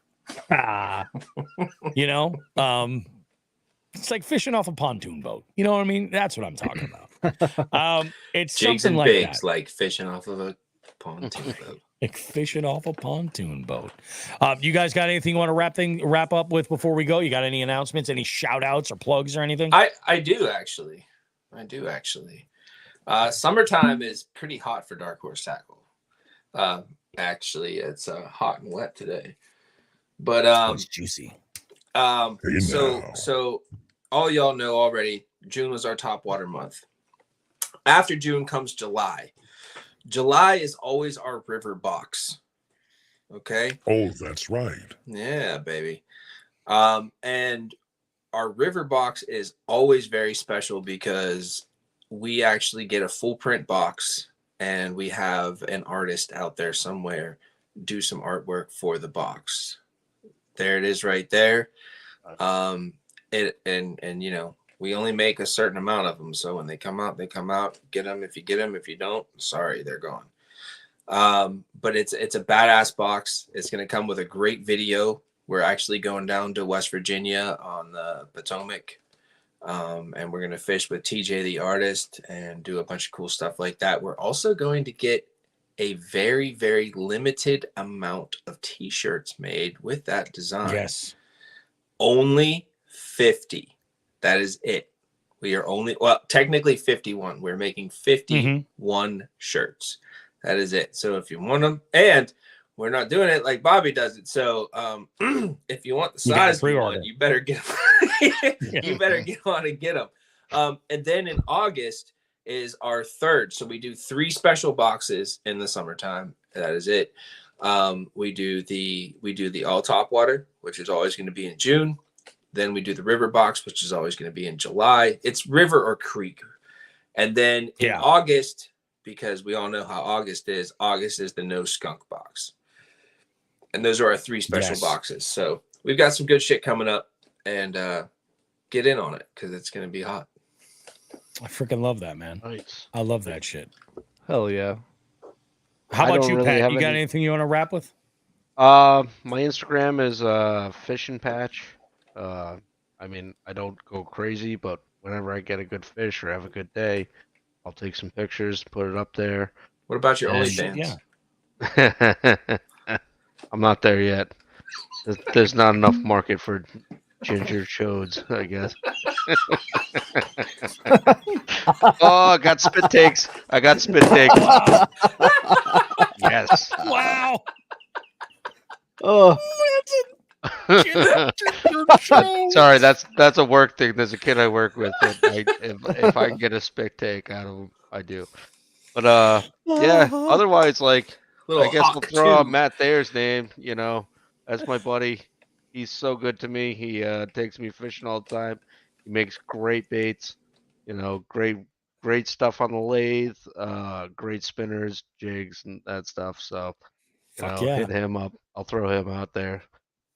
He's the reason I got into you guys, and you know, he's done so much for me. So I'll pump him up. But yeah, you know, that's about it. I love that. Nick goes, Ginger Jones, he goes, LMAO. But then he goes, that's the name for a red popping frog if I've ever heard one. The Red Rocket. I love it. Joe, you got anything for us, or are we going to just put a fork real in this quick? one? I actually have a pretty exciting thing that I meant to mention earlier, but I'm gonna plug it in the next shows. And Bobby, we actually have an opportunity to do a little bit of a like advertisement, a little bit of partnership with this, and we'll talk offline about it. Okay. So Fish or Die Bait Company is actually hosting the Rumble on the River up at the St. Lawrence River, October 19th this year. Really? So this is a boat tournament. This is a boat tournament. It is a $5,000 first prize guaranteed. Oh, wow. Okay. Yep. It's presented by Doc's Tackle. I think I said that. So you have some a few different people like Gas RX, Douglas Rods, few other sponsors with others coming. Sweet. But yeah, it's a $250 entry. It is a team. It is a team event. And yeah, it's gonna be friggin' awesome. I will be there. It's a 1-day thing. Probably just gonna grab like an Airbnb or something. Maybe bring the family up. Maybe not. Who knows? Yep. And but I'll spend a few days up there Dude, that's pre-fishing awesome. and whatnot. But Hey, Joe, yeah, can so I borrow your new boat?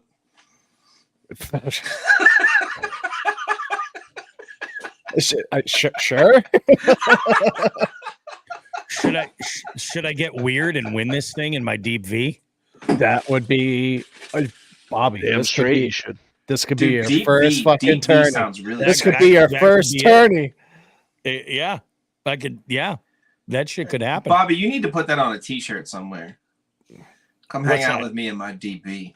Come hang out. Come hang out with me in my deep V. See, Here's that's the hot. invitation. That's hot. Deep V.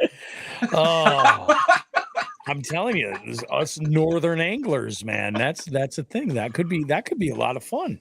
Hell It yeah. sounds way better than come hang out with me in my Lund. It's what was it? That date, Joe, is what, October 19th? So it's October 19th. Yes. It's going to be out of Clayton. Yep. I don't exactly, there's so many fucking launches up there. I found out. I don't know the launch off the top of my head right now, but I'm going to plug this. I'll probably try to plug it every absolutely. week. For sure. But yeah, it's up St. Lawrence River, October 19th. It's 1 day team tournament. It's going to be a fucking blast. It is maxed out at 80 boats. I have a feeling he's already getting them. So yeah, and you can and for Nick, you can fish the US Or and the Canadian Canada side. waters. Yeah. So that's freaking awesome. So Nice. it's funny. Nick and I have been talking about some plans for October. Mhm. And he's like, let's shuffle some plans. I think it's possible that we could maybe do all of this. I really do. I think so. And it might just be that much more of a wild week. Let's talk, Nick. We'll talk offline, and then we'll maybe put together some Zoom calls and make this concrete, because hell yeah, what we have in mind kind of is open to the country. This could be amazing, you know? Yeah. Come with me in my deep V, says Todd. You're goddamn right. You're goddamn right.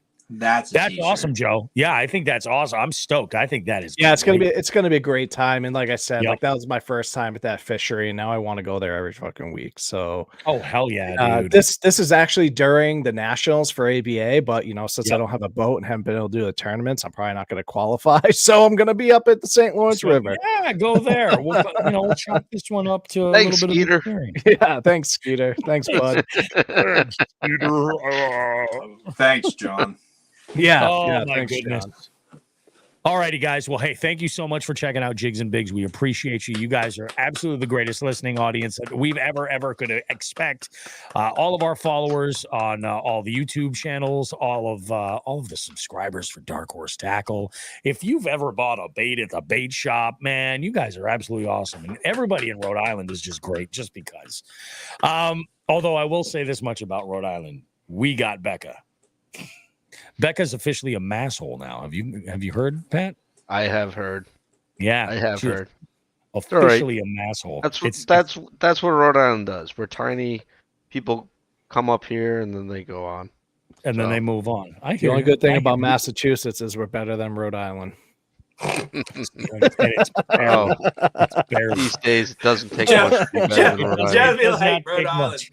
I like to think we have a click or two above Connecticut as well, if I'm being perfectly honest. A click or two. Yeah, but they got all those like rich areas. Right. They got Lyme disease. That's yeah, fine. they do. They got the WWE headquarters. That's kind of cool. And oh, that's all down by New York.